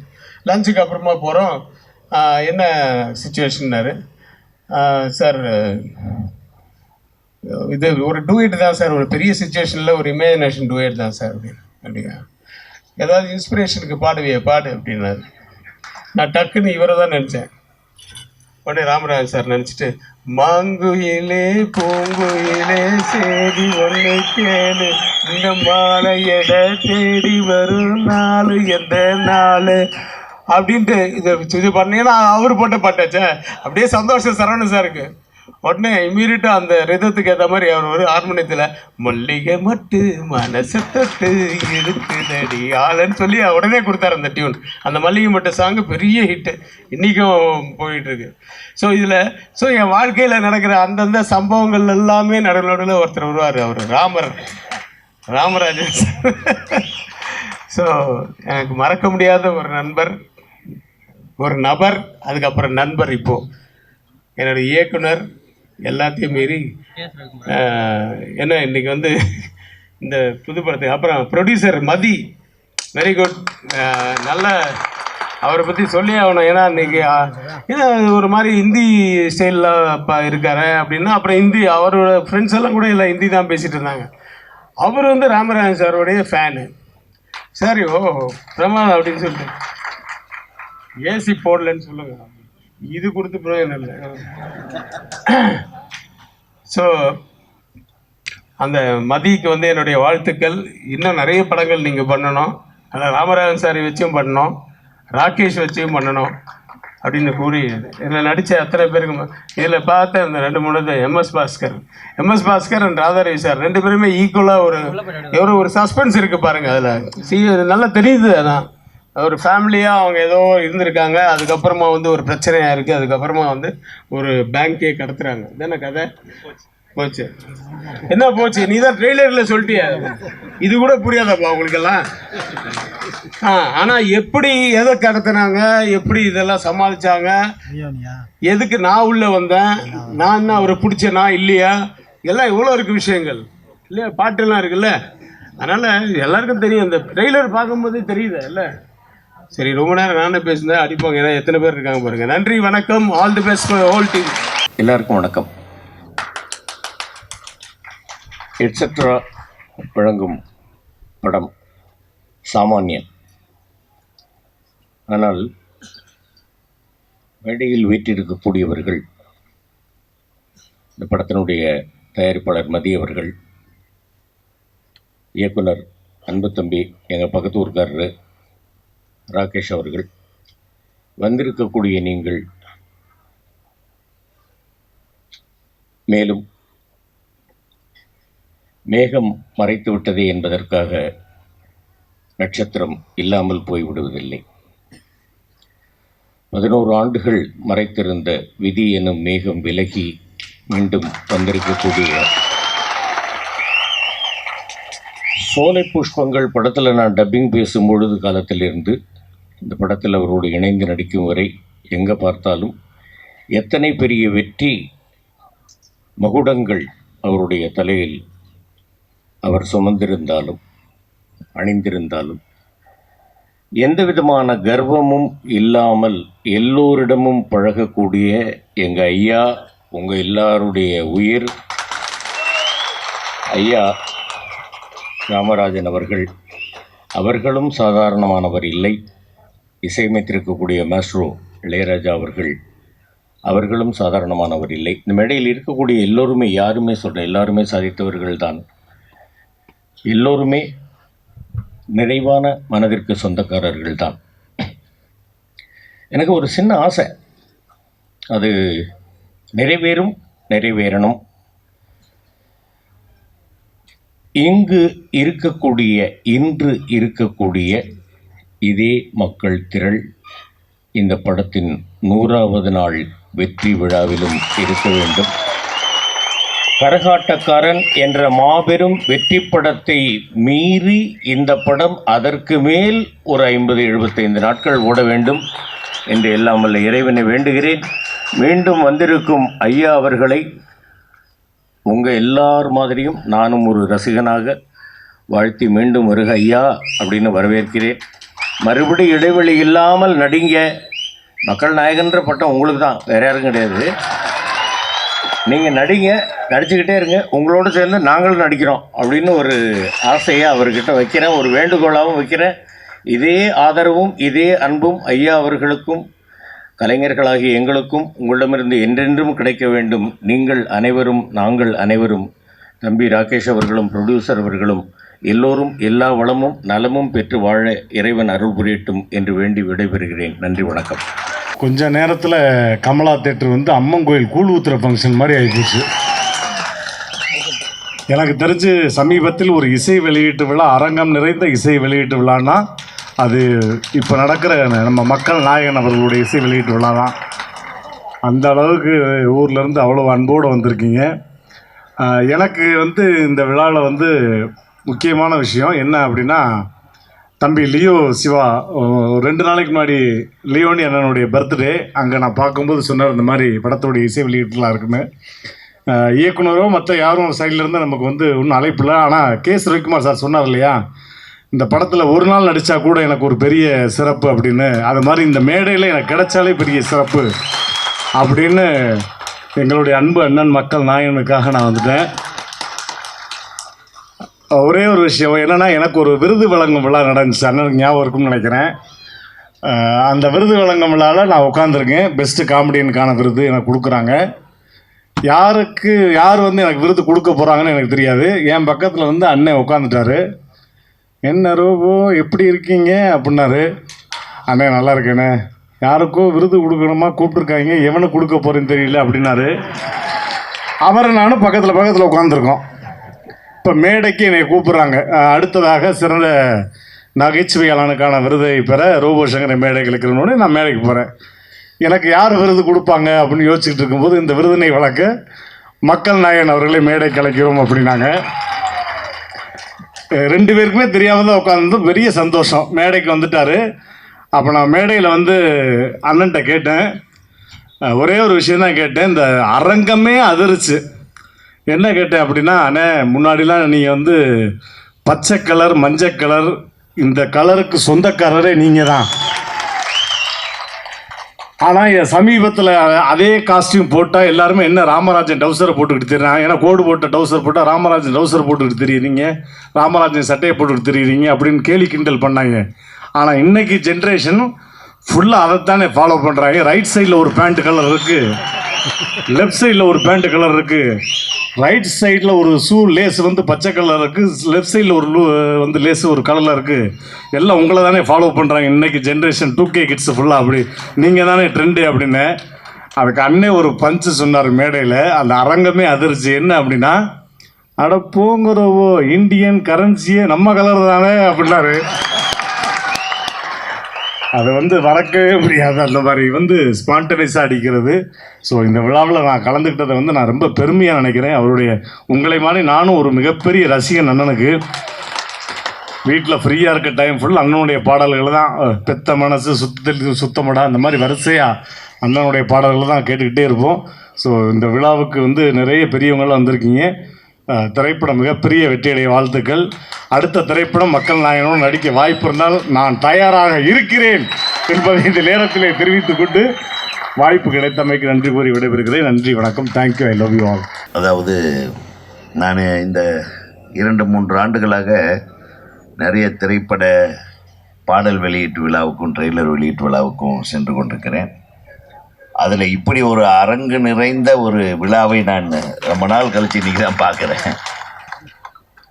அப்புறம் 11 வருஷம் கேப்போ 15 வருஷம் கேப்போ, இந்த கேப்பை பற்றியெல்லாம் கவலை இல்லை. மக்கள் நாயகன் நடித்தால் அது கேப் இல்லாமல் சீட்டு ஃபில்லப் ஆகுன்றதுக்கு உதாரணம் இல்லை. எந்த தியேட்டராக இருந்தாலும் சரி. ராமராஜன் சார் வந்து ஒரு அற்புதமான கலைஞர். அதாவது பார்த்திங்கன்னா புரட்சி தலைவர் எம்ஜிஆர் வந்து அவர் ஒரு ஸ்டைல் ஆஃப் ஆக்டிங்கு, எம்ஜிஆர் வந்து ஒரு ஸ்டைல் ஆஃப் ஆக்டிங், அவர் ஸ்டைலிஸ்ட் ஆக்டிங்கு. அந்த 2 பேரையும் ஃபாலோ பண்ணது 2 பேர், கமல் சாரு, ரஜினி சாரு. அவங்க 2 பேரும், Rajini sir stylist actor, Kamal sir இயல்பான ஆக்டரு. ஆனால் இது எல்லாத்தையும் தூக்கி சாப்பிட்ற மாதிரி ஒரு ஆக்டர் யாருன்னா அது ராமராஜன் சார் தான். ஏன்னா அவர் தான் எப்படி தன் மனம் இதயம் எப்படி இருக்கிறதோ அதே மாதிரி அவர் முகத்தோற்றத்தோட பாவனையோட இயல்பான ஒரு நடிகர், யதார்த்தமான ஒரு நடிகர். உலகத்தில் நடிப்புக்கு நிறைய பேர் இருக்குது. ஸ்டைலைஸ்ட் ஆக்டிங், மாடர்ன் ஆக்டிங், அதே மாதிரி ரியலிஸ்டிக் ஆக்டிங், இப்படியெல்லாம் சொல்லுவாங்க. ஆனால் அதில் யதார்த்தமான ஆக்டிங்னு ஒன்று இல்லை. அது இருந்தால் அது ராமராஜன் சாரால் மட்டும்தான் செய்யும். ஆனால் அவர் மனசு அதே மாதிரி தான். நான் வந்து மிக ரொம்ப எனக்கு ஒரு பெரிய வருத்தம் ஒன்று உண்டு. ராமராஜன் அவர்களை எல்லாம் என்னால் இயக்க முடியாமல் போய்விட்டதே, அது ஒரு கேப்பு. ஆனால் எனக்கு 2வது படம், நான் என்னுடைய முதல் படம் 1988 ரிலீஸ் ஆச்சு. அது மிகப்பெரிய வெற்றியை எடுத்தது. நான் ஆர்.எம். வீரப்பன் சார் அவர்களுக்கு சிவாஜி கணேசனையும் சத்யராஜ் சாரையும் வைத்து ஒரு படம் இயக்கிட்டுருக்கேன். அப்போ எனக்கு ஒரு ஆசை, நம்ம நண்பர்கள் எல்லாம் சேர்த்து என்னை டிஸ்ட்ரிபியூஷனில் இழுத்து விட்டாங்க. டிஸ்ட்ரிபியூஷனில் நான் வாங்கின முதல் படமே என்னென்னா, எல்லாம் மிரண்டுறாதீங்க, ரஜினி சாரோட படம். அதுக்கு நான் டிஸ்ட்ரிபியூட்டர் சவுத் பாண்டிக்கு. என்ன படம்னா தர்மத்தின் தலைவன். அது வந்து நம்ம தேவர் ஃபிலிம்ஸோட படம். அது பெரிய பிரச்சனைகள் வந்து அது அப்படியே கொஞ்சம் ரிலீஸ் தள்ளி எல்லாம் போயிடுச்சு. கிட்டத்தட்ட பெரும் தொகையை நான் சம்பாதிக்கவே ஆரம்பிக்கலை, அதுக்குள்ளே கடனை வாங்கிட்டு பெருந்தொகையை இன்வெஸ்ட் பண்ண வச்சுட்டானுங்க நம்ம ஃப்ரெண்ட்ஸுங்க. படம் ரிலீஸ் தள்ளி போயிட்டே இருக்குது. எனக்கு ராமநாராயணன் சார் தான் வந்து அந்த படங்கள் எல்லாம் வந்து அவர்கிட்ட இருந்து தான் வாங்கினோம். அவர் வந்து உதயகுமார், இது ரொம்ப லேட் ஆகுது, நான் இன்னொரு படம் தர்றேன், வெறும் 2 லட்ச ரூபா தான், நீங்கள் 9 லட்ச ரூபா கொடுத்துட்டீங்க, 7 லட்ச ரூபா நான் உங்களுக்கு கொடுத்துட்றேன், இப்போ வாங்கிக்கோங்க, அந்த 2 லட்ச ரூபாய்க்கு நான் உங்களுக்கு ஒரு படம் தரேன், அதை ரிலீஸ் பண்ணுங்கள், நல்ல படம், நல்லா ஓடணும். என்ன படம் சார்னு கேட்டேன். இது ராமராஜன் சார் நடித்த படம் அப்படின்னு. ரஜினி சார் படத்தை நம்ம டிஸ்ட்ரிபியூஷனுக்கு அட்வான்ஸ் பண்ணிவிட்டு ராமராஜன் சார் படத்தை நம்ம ரிலீஸ் பண்ணுறதா அப்படின்னு நான் ஒரு நிமிஷம் யோசனை பண்ணேன். இல்லை சார், அவங்க எதுவும் தப்பாக நினைப்பாங்க, தேவர் ஃபிலிம்ஸ்காரங்களுக்கு நம்ம அட்வான்ஸ் கொடுத்துட்டு அவ்வளோ பெரிய நிறுவனத்துக்கிட்ட நான் படம் வாங்கலேன்னு சொன்னால் அவங்க மனசு புண்படுவாங்களே, நான் என்ன பண்ணுறது, இதையும் சேர்த்து வாங்கிட்டுமா சார்னு. இதுக்கே இன்னும் வந்து 7 ரூபா என்னவோ பேலன்ஸ் கொடுக்க வேண்டியிருக்கு, அதை எப்படி நீங்கள் பண்ண முடியும்? அங்கே மிஸ் பண்ணேன். அந்த கரகாட்டக்காரன் 1 கோடி ரூபா கலெக்ட் பண்ணிச்சப்போ அந்த சவுத் பாண்ட். இன்னொரு உண்மையை சொல்கிறேன், ரஜினி சார் படத்தில் எனக்கு 4.5 கோடி ரூபா லாஸ். பாருங்க, அப்படின்னா ஹூ இஸ் மிஸ்டர் ராமராஜன்? அதாவது இது வந்து தப்பாக ரைட்டான்றதல்ல, சினிமா சாமானியனையும் பெரிய ஆளாக்கிடும், பெரிய ஆளையும் சாமானியன் ஆக்கிடும். இப்போ 2மே அவர் தான். இப்போ இவர் சாமானியனாக தெரியறாரு, இந்த படம் ரிலீஸ் ஆன உடனே எஜமான் ஆகிடுவார்.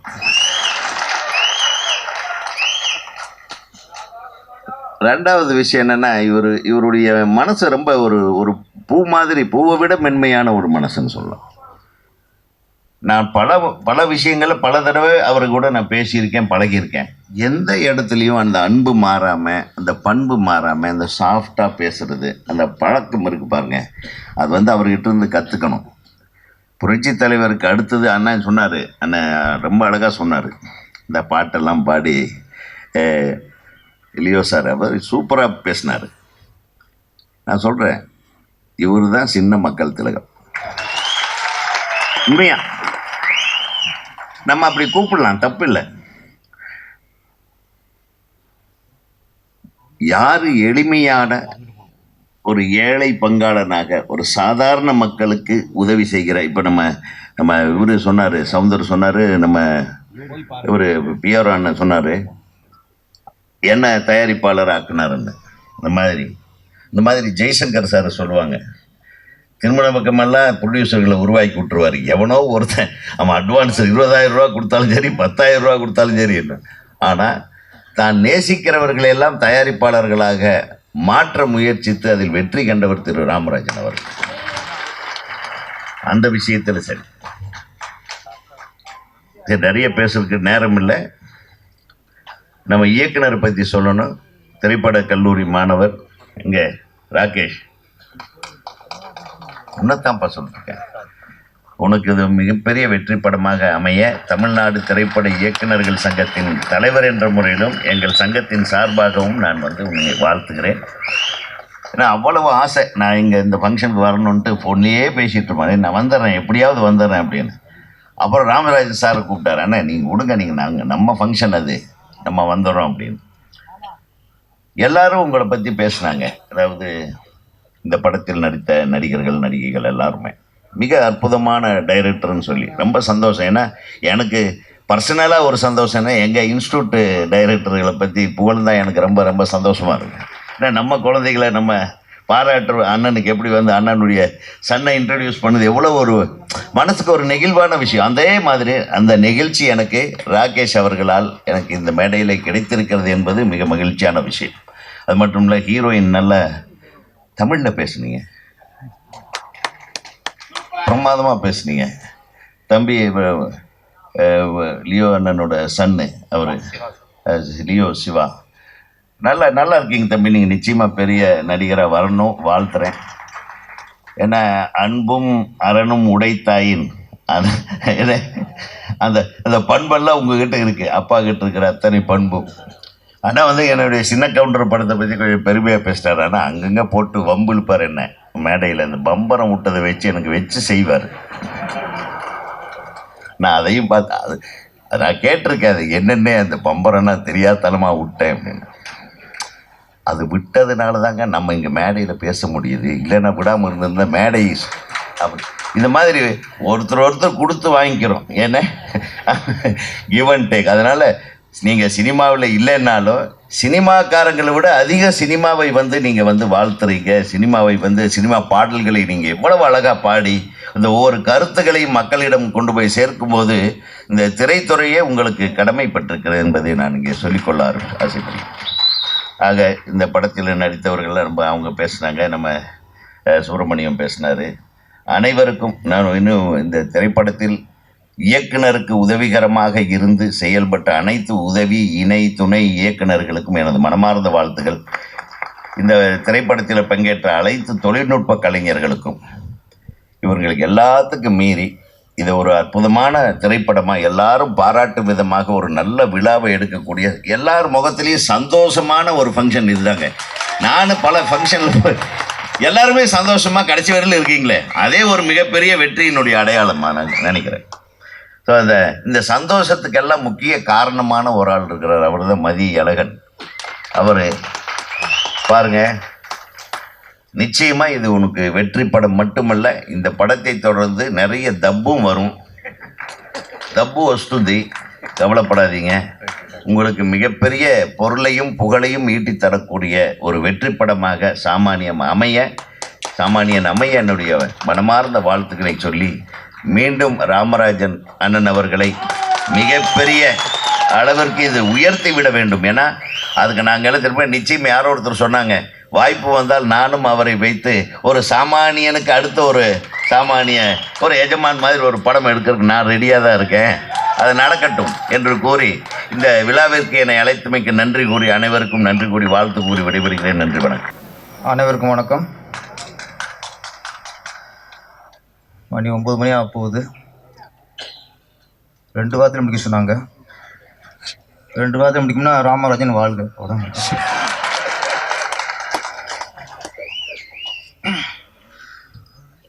இங்கே எல்லோரும் பார்க்கும்போது எனக்கு ஒரு அதிசயமாக அபூர்வமாக தெரியுது. ஒரு சந்தோஷம் விஷயம் என்னென்னா,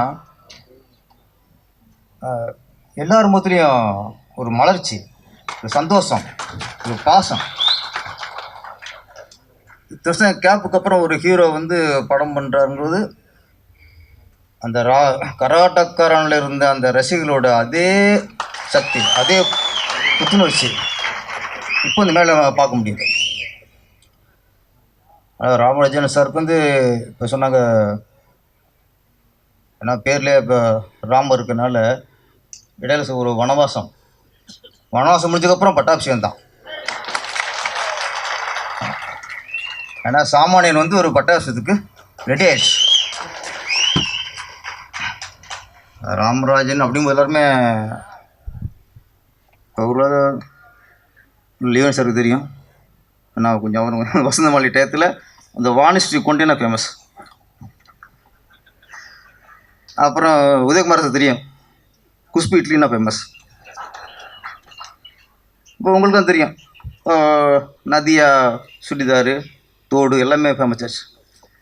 நடிகைகளுக்கு தான் கொண்டாடுவாங்க. அப்படியே நடிகை நதியா சுடிதாரு, குஷ்பு இட்லி, வாணிஸ்ரீ கொண்டை. ஆமாம், அந்த ஹீரோக்களில் ராமராஜன் சட்டை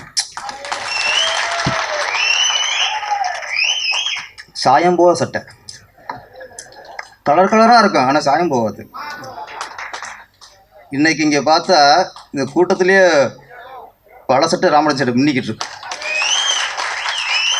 அப்போ என்ன, ராமராஜன் தான், ராஜராஜா மாதிரி ராமராஜன் தான். உதயகுமார் சட்டை பற்றிலாம் வரும்போதே அவர் சட்டை தேடி பிடிச்சி வாங்கி போட்டார். ஆமாம், ராமராஜ் சார் மாறுவார் தவிர நாங்களாம் மாற மாதிரி இல்லைண்ணே. ஆமாம், ராமராஜன் சாருக்கும் எனக்கும் சில ஒற்றுமைகள். என்னோட குருநாதர் ராமநாராயண சார் தான் அவருடைய குருநாதரும். என்னுடைய தாய் வீடு ஸ்ரீ தேனாடார் பியூஸ், அதுதான் அவருடைய தாய் வீடு. இன்னொரு ஒற்றுமை, எப்படி ஊர் அவருக்கு ராசியோ அவன் எனக்கும் ஊர் ராசி. நம்ம ஊர் நல்ல ஊர், எங்கள் ஊர் பாட்டுக்காரன், ஊர் விட்டு ஊர் வந்து எங்கள் ஊர் ராசா, எங்கள் ஊர் நாயகன். ஊர் நல்ல ஹிட்டு தான். அதே மாதிரி நம்மளும் திருப்பாச்சி, சிவகாசி, திருப்பதி, பழனி, அண்ணாமலை, திருவண்ணாமலை ரொம்ப ஒற்றுமை இருக்குது. அவருக்கும் ஊர்னா ராசி, எனக்கும் ஊர்னா ராசி. நம்ம லியோனி சாருக்கும் கொஞ்சம் ராசி. வெறும் லியோனியா கொஞ்சம் முடிப்பாங்க, யார் லியோனிப்பாங்க. திண்டுக்கல் வேணுன்னா பட்டிமன்றம் ஆளான்றோம். அதனால் அண்ணே நீங்களும் நம்மளால் தான், நீங்களும் நம்மளும் ஊர் ராசி தான் நம்மளுக்குலாம். ஆமாம், லியோனி சாருடைய பையன் லியோனி சிவா. ஆமாம், அவர் ஓரமான ஆளு லியோனி சார். எப்பவுமே பாருங்கள், அவர் அரசியல்வாதி, ஆனால் தான் வாரிசை வந்து சினிமாவில் வாரிசை உருவாக்கிட்டார். அரசியல் உருவாக்கல. கொஞ்சம் அவங்க அரசியல்வாதி, வருமான அரசியல்வாதி நினைக்கிறேன். சினிமாவில் பெரிய ஆள் வரணும், நீங்கள் பெரிய ஹீரோ வரணும். உங்கள் அப்பா எடுத்த பேரோட பல மணிக்கு எடுத்துங்க. நீங்கள் நல்ல லியோனி சார் வரல, வந்திருந்தாருன்னா லியோனி சார் அடுத்த பாட வச்சுருப்பார். நல்லா பாடுறாரு. ஒரு பாட்டு அந்த டெம்போ குறையாமல் நல்லா பாடிக்கிறீங்கண்ணா, வாழ்த்துக்கள். ராமராஜன் பார்த்து சொன்னால் ஒரு முக்கியமான விஷயம் அப்படின்னா சிறப்பு இருக்குல்ல. இந்த சிறப்பு எப்படின்னா, அவர் வெற்றி அடைஞ்சதுக்கப்புறம் பெரிய பெரிய கம்பெனிகள் நம்பர் 1 டைரக்டருக்கெலாம் அவர் கால்ஷீட்டுக்காக கியூ நின்னாங்க. அதில் மட்டும் தெளிவாக இருந்தார். பெரிய கம்பெனியா? நோ. பெரிய டைரக்டரா? நீ யாராச்சும் படம் பண்ணிடு, வெளியில் படம் கூட கொடுத்துக்கோ. நோ. சின்ன ஆளுங்க தான் ப்ரொடியூசர். தான் கூட ஒர்க் பண்ண பல உதவி இயக்குனர் ஆக்கியிருக்காரு. எங்கெங்கே உதவி இயக்குனர் பூரா டைரக்டர் ஆக்கியிருக்காரு. சின்ன ஆளுகளை டைரக்டர் ஆக்குவார், சின்ன ஆளுகளை ப்ரொடியூசர் ஆக்குவார். தன்னுடைய மேனேஜர் எனக்கு தெரிஞ்சு கன்னடா ஃபிலிம்ஸில் துரை, கருமாரி கந்தசாமி அவ்வளோ மேனேஜராக இருந்தவங்க. அவங்கள ப்ரொடியூசராக, அதான் அவங்க கர்நாடகாரன் ப்ரொடியூசர். அவங்கள நினச்சி பார்த்துக்க மாட்டாங்க. அப்படி ஒரு மனசு. ராமராஜன் சார் சொல்ல போனால் இப்போல்லாம் ஒரு 2 படம் ஹிட்டு கொடுத்துட்டாலே புது கம்பெனிக்கெலாம் கொடுக்க மாட்டேங்கிறாங்க. இப்போ புது கம்பெனியில் தமிழ் பிடிச்சிருக்க படம் கொடுக்குறதில்ல. இப்போ அப்படியே ஃபாரின் ஆளுக்கு தான் லம்பாக கொடுக்கணும், அப்படி போயிடுறாங்க. ஆனால் ராமராஜ் சார் தெளிவாக இருந்தால் அந்த மாதிரி ஹீரோ இங்கே தொடர்ந்து விட்டு கொடுத்தா தமிழ் திரையுலகம் வளம் பெறும். சுருக்கம் சொன்னால் ராமராஜன் சார் ஓடுற குதிரையில் ஏறவர் அல்ல, பல குதிரைகளை ஓட வச்சவர்.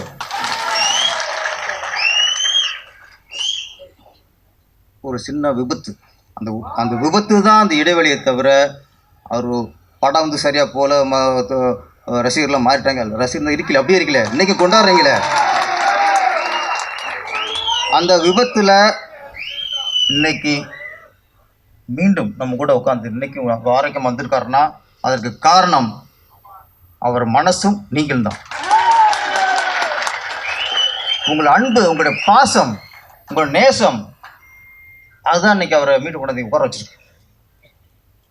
சத்யவன் சாவித்திரி அதெல்லாம் தெரிஞ்சிருக்கும். சத்யவன் உயிர் போயிடுச்சு.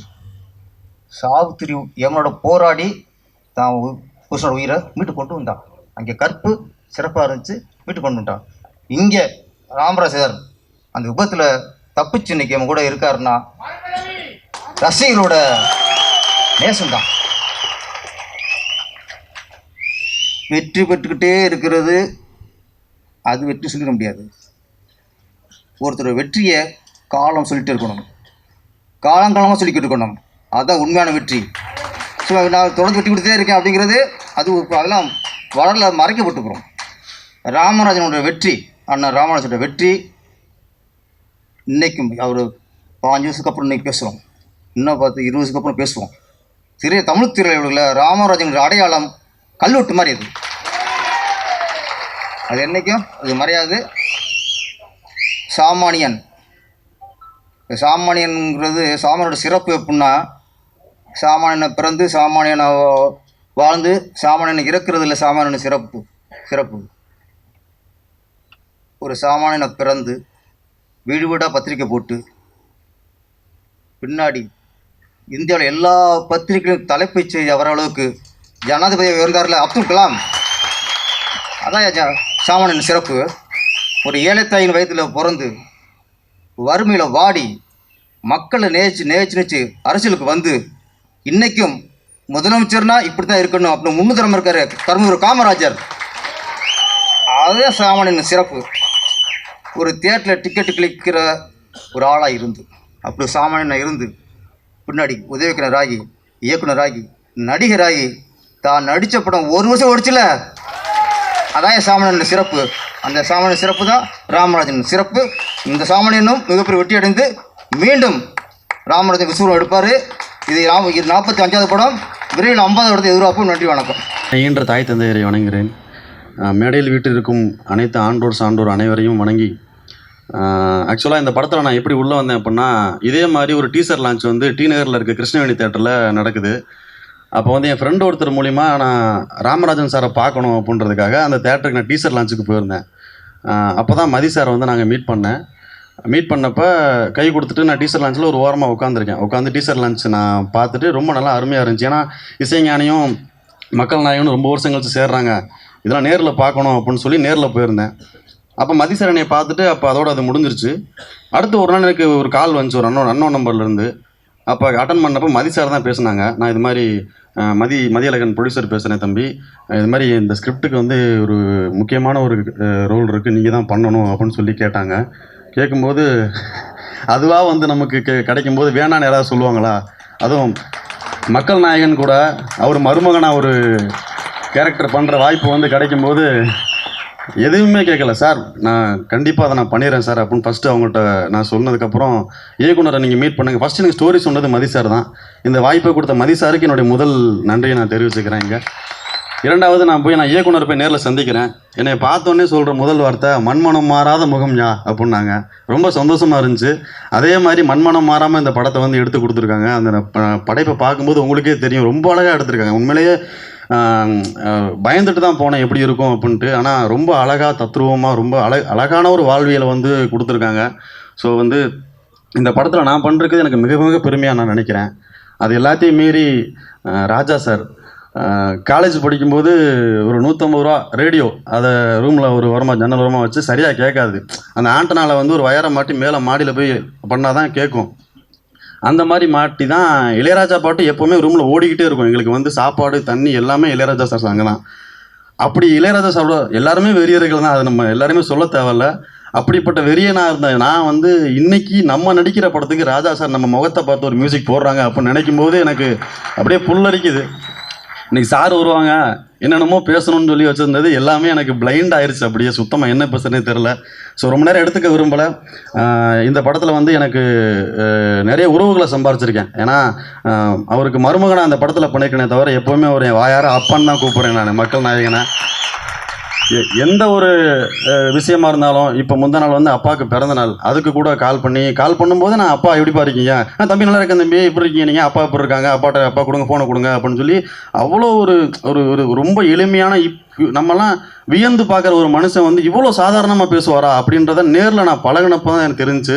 ஸோ வந்து ஒரு மனுஷன் வந்து பெரிய மனிதனாக ஆகிறதுக்கு மிக முக்கிய காரணம் தன் எளிமை தான் அப்படிங்கிறத வந்து நான் அவர்கிட்ட வந்து நான் கற்றுக்கிட்டேன்.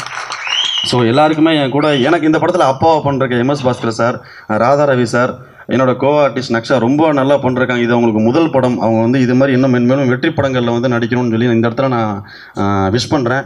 ஸோ எல்லாருக்குமே நன்றி. எனக்கு யாரை சொல்லணும்னு தெரியலை. ஸோ இந்த படத்தில் ஒர்க் பண்ண அனைவருக்கும், அசிஸ்டன்ட் டெக்னீஷியன்ஸ் எல்லாருக்குமே நன்றி. நான் யாராவது விட்டுருந்தா என்னை மன்னிச்சிருங்க. ஸோ வந்து இந்த படம் வந்து ஒரு மாபெரும் வெற்றி படமாக வந்து வர்றதுக்கு என்னுடைய பெரிய வாழ்த்துக்களை தெரிவித்து நன்றி விரும்புகிறேன். எல்லாருக்கும் வணக்கம். 1991 நான் வந்து நம்ம பிஆர்ஓ பண்ணிகிட்டு இருக்கும்போது நிறையா ப்ரொடியூசர்ஸ் வருவாங்க டேட்டு கேட்டு. அப்போ நான் ராமராஜன் சார்கிட்ட போயிட்டு இந்த மாதிரி டேட்டு கேட்குறாங்க சார், 2-3 படத்துக்கு வாங்கி கொடுத்தேன். அப்போ கேட்டார், நீ வாங்கி கொடுக்குறவனுக்கு என்ன பிரயோஜனம்னு கேட்டார். இல்லை அந்த படத்துக்கு பிஆர்ஓ பண்ணுவோம் அப்படின்னேன். அது மாதிரி 2 ஃப்ரெண்ட்ஸு வந்தாங்க, அவங்கள கூட்டு கொண்டு போய் நான் டேட்டு கேட்டேன். அப்போ சொன்னார், விஜயமுரளியை நீங்கள் பார்ட்னராக சேருங்க, நான் உங்களுக்கு டேட்டு தரேன் அப்படின்னாரு. அப்படி ஒரு படம் பண்ணேன், மில் தொழிலாளின்னு ஒரு படம். அந்த படத்தில் ஒரு டைரக்டரை ஃபிக்ஸ் பண்ணோம். அந்த டைரக்டர் கதை சொல்கிறதுக்கு ரொம்ப இதாகிடுச்சு, அந்த கதை சரியாக பிடிக்கல அவருக்கு. அப்போ நான் ஒரு ஐடியா சொன்னேன் அவர்கிட்ட, சார் நீங்கள் எம்ஜிஆர் ரசிகர், எம்ஜிஆரையே அதாவது ஒரு டைரக்டர் நினச்சா தான் ஒரு நடிகை நடிக்க முடியும். ஆக்ஷன் ஒன்று நடிப்பாங்க, கட்டுனா நிறுத்திடுவாங்க. அந்த மாதிரி வந்து எம்ஜிஆரையே ஷார்ட்கட் சொன்ன ஒரு ஜெகநாதன் இதயக்கு நீ படத்தை டைரக்டர் ஃபிக்ஸ் பண்ணுவோம் சார்னு. நல்ல ஐடியா பேசுங்கன்னாரு. அப்புறம் போய் ஜெகநாத் சார்கிட்ட பேசினோம், அவர் ஓகேன்னாரு. மில் தொழிலாளின்னு ஒரு படம் தேவா மியூசிக்கில் அன்றைக்கி நிறைய ஆர்டிஸ்ட் நடித்தாங்க. அந்த படம் அன்றைக்கி மே மாதம் 18ஆம் தேதி 1991 ரிலீஸ் ஆச்சு. அப்போயே 50 நாள் ஓடிச்சு. என்னை தயாரிப்பாளராக்கி அழகுபடுத்தியவர் மக்கள் நாயகன் ராமராஜன் அவர்கள். ஏன்னா அவர் படங்கள்லாம் நிறையா நான் பிஆர்ஓ பண்ணியிருக்கேன். அவர் அசிஸ்டன்ட் டைரக்டராக இருக்கும்போது நான் வந்து அசிஸ்டன்ட் பிஆர்ஓ வந்தேன் கிளாமர் கிருஷ்ணமூர்த்திக்கிட்டேன். அதுக்கப்புறம் அவர் டைரக்டர் நடிகர் ஆனார், நான் அப்படியே ப்ரொடியூசரு அப்படியே ஆகிட்டேன். எதுக்கு சொல்ல வரேன்னா, நல்ல மனசுக்கு சொந்தக்காரர் ராமராஜன். அதாவது யாரையும் கெடுக்கணும், கெட்டு போகணும், நல்லா இருக்கக்கூடாதுன்னு நினைக்காத ஒரு பாசிட்டிவ் எனர்ஜி எப்பயுமே உண்டு. யாராவது அவரை பற்றி தப்பாக சொன்னால் கூட பரவாயில்ல, விடுமுறை பரவாயில்ல அப்படின்றவார் அவர். அதனால தான் இப்போ சரவணசுப்பையா சார் சொன்ன மாதிரி, ரவிக்குமார் சார் சொன்ன மாதிரி 25 வருஷம் கழிச்சும் இன்றைக்கி இந்த க்ரௌடு வந்து நிற்கிறீங்கன்னா அது அவர் மேலே உள்ள ஒரு அபிமானம் தான். ஏன்னா இன்றைக்கி இருக்கிற ஆர்டிஸ்ட்டுங்களுக்கெல்லாம் பார்த்தீங்கன்னா அன்றைக்கி ஆடியோ ஃபங்க்ஷன் ஏதோ நடந்தால் கூட யாரும் வரமாட்டேங்கிறாங்க, அவங்களால கூட்டவே முடியல. ஆனால் நீங்கள்லாம் வந்து சொந்த செலவு போட்டு வெளியூர்லேருந்து இங்கே வந்திருக்கீங்கன்னா, அவங்க செலவு பண்ணி வந்திருக்கீங்கன்னா அது வந்து நீங்கள் அவர் மேலே வச்சுருக்க ஒரு பாசம். அதே மாதிரி இவரை வந்து இன்றைக்கி எல்லாமே கரண்ட்டில் இருக்கிற ஹீரோன்னு சொல்லி கேட்டுட்டு போய் ஆர்டிஸ்ட்டை கூப்பிட்டு படம் பண்ணுவாங்க. ஆனால் மதி வந்து ராமராஜனோட உண்மையான ரசிகராக இருக்கிறதுனால அவரை வச்சு ஒரு படம் பண்ணியிருக்கிறாருன்னு அவருக்கு நம்ம பாராட்டு தெரிவிக்கணும்.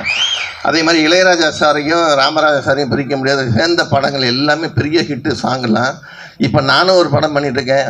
ஏன்னா இளையராஜா, எம்ஜிஆர், சிவாஜி, கலைஞர், ஜெயலலிதாலாம் ஒரு லெஜெண்டு. அவங்க கூட ஒர்க் பண்ணுறது ஒரு பெரிய ஒரு பாக்கியம். அது மாதிரி இளையராஜா சார் மியூசிக்கில் இப்போ நான் ஒரு படம் பண்ணிகிட்ருக்கேன், ஸ்ரீகாந்த் ஹீரோ, தினசரின்னு ஒரு படம் பண்ணுறேன். அதுக்கு வந்து ராமராஜா சாரை வச்சு நான் உள்ளே நுழைஞ்சேன். அதுக்கு இந்த நேரத்தில் ஒரு நன்றி தெரிவிச்சுக்கிறேன். இந்த படம் சாமானியன் படம் வந்து மிகப்பெரிய வெற்றியடைய எல்லாம் அல்ல இறைவனை வேண்டி விடைபெறுகிறேன். நன்றி, வணக்கம். சாமானியன் அந்த இசை வெளியீட்டு விழாவிற்கு வருகின்றிருக்கும் பத்திரிகை, தொலைக்காட்சி, அனைத்து திரையுலக பிரபலங்கள், தமிழ்நாடு திரைப்பட இயக்குனர் சங்க தலைவர், தயாரிப்பாளர் சங்க தலைவர், பெருமதிப்பிற்கும் அன்பிற்குரிய லியோனி சார், ஆகச்சிறந்த கலைஞர் எம்எஸ் பாஸ்கர் சார், லியோ சிவா, கஜராஜ் சார் வந்திருக்காங்க. நேரம் போயிட்டுருக்கனால கஜராஜ் சாரும் அருள்மணி சார் இன்னும் பேசலை, சாரி சார். நான் விஷயத்துக்கு வந்துடுறேன். ஒரு 23 வருஷம் ரொம்ப ஒரு பிராப்தமான ஒரு மேடை இது. ஏன்னா ஒரு 23 ஆண்டுகளுக்கு பிறகு மக்கள் நாயகனும் இசைஞானியும் ஒன்றா சேர்ந்து ஒரு படம், அதை இயக்குகிற பாக்கியம் எனக்கு கிடச்சிருக்கு பாருங்கள். நான் அதுக்கு வந்து இந்த பிரபஞ்சத்துக்கும் எங்கள் அப்பா அம்மாவுக்கும் மதி சாருக்கும் co producer Bala and Sathish, எங்கள் சதீஷ் ஆளை காணோம், பின்னாடி இருக்கல்வ, ஓகே, எல்லாருக்கும் ரொம்ப மனசார ஒரு நன்றியை தெரிவிச்சுக்கிறேன். அதாவது ஃபஸ்ட் எடுத்தோன்னா ஒரு கார்டு நம்ம போட்டு தான், சென்சாரில் அந்த ரூல் இப்போ தான் வந்தது, அந்த advisory card, smoking is injurious to health அப்படின்னு சொல்லி. நீங்கள் ஒரு விஷயம் கவனிக்கணும், இந்த சட்டம் வருவதற்கு முன்னாடி 1985க்கு மேலே இன்றைக்கி 2024 வரைக்கும் ஒருத்தவர் மதுவும் குடிக்காமல் புகைப்பழக்கமும் இல்லாமல் இன்னைக்கு வரைக்கும் இப்படி தான் நான் நடிப்பேன்னு சொல்லி அந்த கொள்கையோடு நடிச்சுக்கிட்டு இருக்காரு. ஏன்னா அந்த அட்வைசரி கார்டை அவர் தன்னோட மனசில் ஏற்றி வச்சுருக்காருங்கிறத நான் தெரியப்படுத்திக்கிறேன். கோடானு கோடி உங்கள் ரசிகர்கள் உங்களை திருப்திப்படுத்துறதுக்காக தான் அவர் அந்த விபத்துலேருந்து மறுபிறவி எடுத்து இங்கே உங்கள் முன்னாடி வந்து நிற்கிறார். அதனால் இந்த பாருங்கள், எல்லாரும் ரொம்ப என்ன சொல்கிறது, நான் பிரச்சனை கஷ்டப்பட்டோம்லாம் சத்தியமாக சொல்லலை. இது ஒரு சேலஞ்சிங்காக எடுத்து தான் படத்தை கொண்டு வந்து இங்கே நிப்பாட்டியிருக்கோம். இன்றைக்கும் வரைக்கும் ப்ரொடியூசர் மதி சார் வந்து ஈச் அண்ட் எவ்ரி செகண்ட்ஸ் அந்த சேலஞ்சை ஃபேஸ் பண்ணிகிட்டு இருக்காரு. தயவு செஞ்சு இந்த படத்தை விட்டுறாதீங்க. கொண்டு போய் பட்டி தொட்டியெல்லாம் சேர்க்க வேண்டியது உங்கள் ஒவ்வொருத்தவங்களோட கடமை. எங்கள் மனசில் இருக்க பாரத்தை உங்கள் இதயத்தில் ஏற்றி வைக்கிறோம். தயவு செஞ்சு இறக்கி வச்சிடாதீங்க. இதை வெற்றி அடைய வைக்கணுங்கிறது ஒவ்வொருத்தவங்களோட இதுவும் எடுத்துக்கோங்க.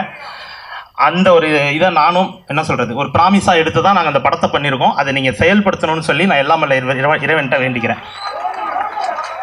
ஓட வைங்கண்ணே, சிறப்பாக இருக்கணும். மக்கள் நான் இங்கே பாருங்க, நீங்கள் அவர் நடிக்க ரொம்ப எனர்ஜெட்டிக்காக ஆகிட்டார் சார். படம் ஆரம்பிக்கும் போது இருந்த எனர்ஜியை விட இப்போ 100 டைம்ஸ் கூட இருக்கார்.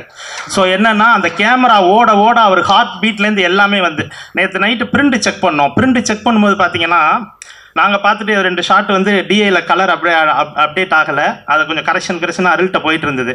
அங்கே கூட்டி தள்ளிட்டு இருந்தாங்க அந்த அம்மா. இங்கே தான் இருக்காங்க, அவங்களாம் ஒரு உண்மையான சாமானியர்கள். ஒவ்வொன்றும் அழுகுறாங்க அந்த அம்மா அவர் பார்த்துட்டு.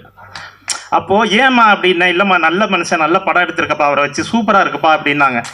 அப்போது எங்கே இருக்கார் பாருங்க. நீங்கள் நேற்று இரவு நடந்தது, விஷ்ணு கமலா தேட்டர் ஓனர் சன்னு விஷ்ணு கமலுக்கு கூட இது தெரியும், கேளுங்க. ஸோ வந்து அப்படி அவரை ஹார்ட்லி, அவர் உண்மையான சாமானிய மக்களோட வந்து பிரதிநிதிங்க அவர். அதனால தான் வந்து ஒரு சாமானியன் வந்து இந்த அளவுக்கு உங்ககிட்ட வந்திருக்காருன்னு சொன்னால் அதுக்கு ரீசன் அதுதான். ஸோ அதான் மக்கள் நாயன் தான். அவர் போட்டிருக்க சட்டை வேணால் கலராக இருக்கலாம், சிகப்பு மஞ்சள்னு, ஆனால் என்றைக்கும் அவருடைய மனசு வெள்ளை தான். அதில் எந்த இதுவுமே கிடையாது. விசுவாசம் நன்றி அப்படின்னா அது ராமராஜன் சார் தான். சொன்ன வாக்கை காப்பாற்றணும், பாவம் பாவர் அப்படின்பாரு.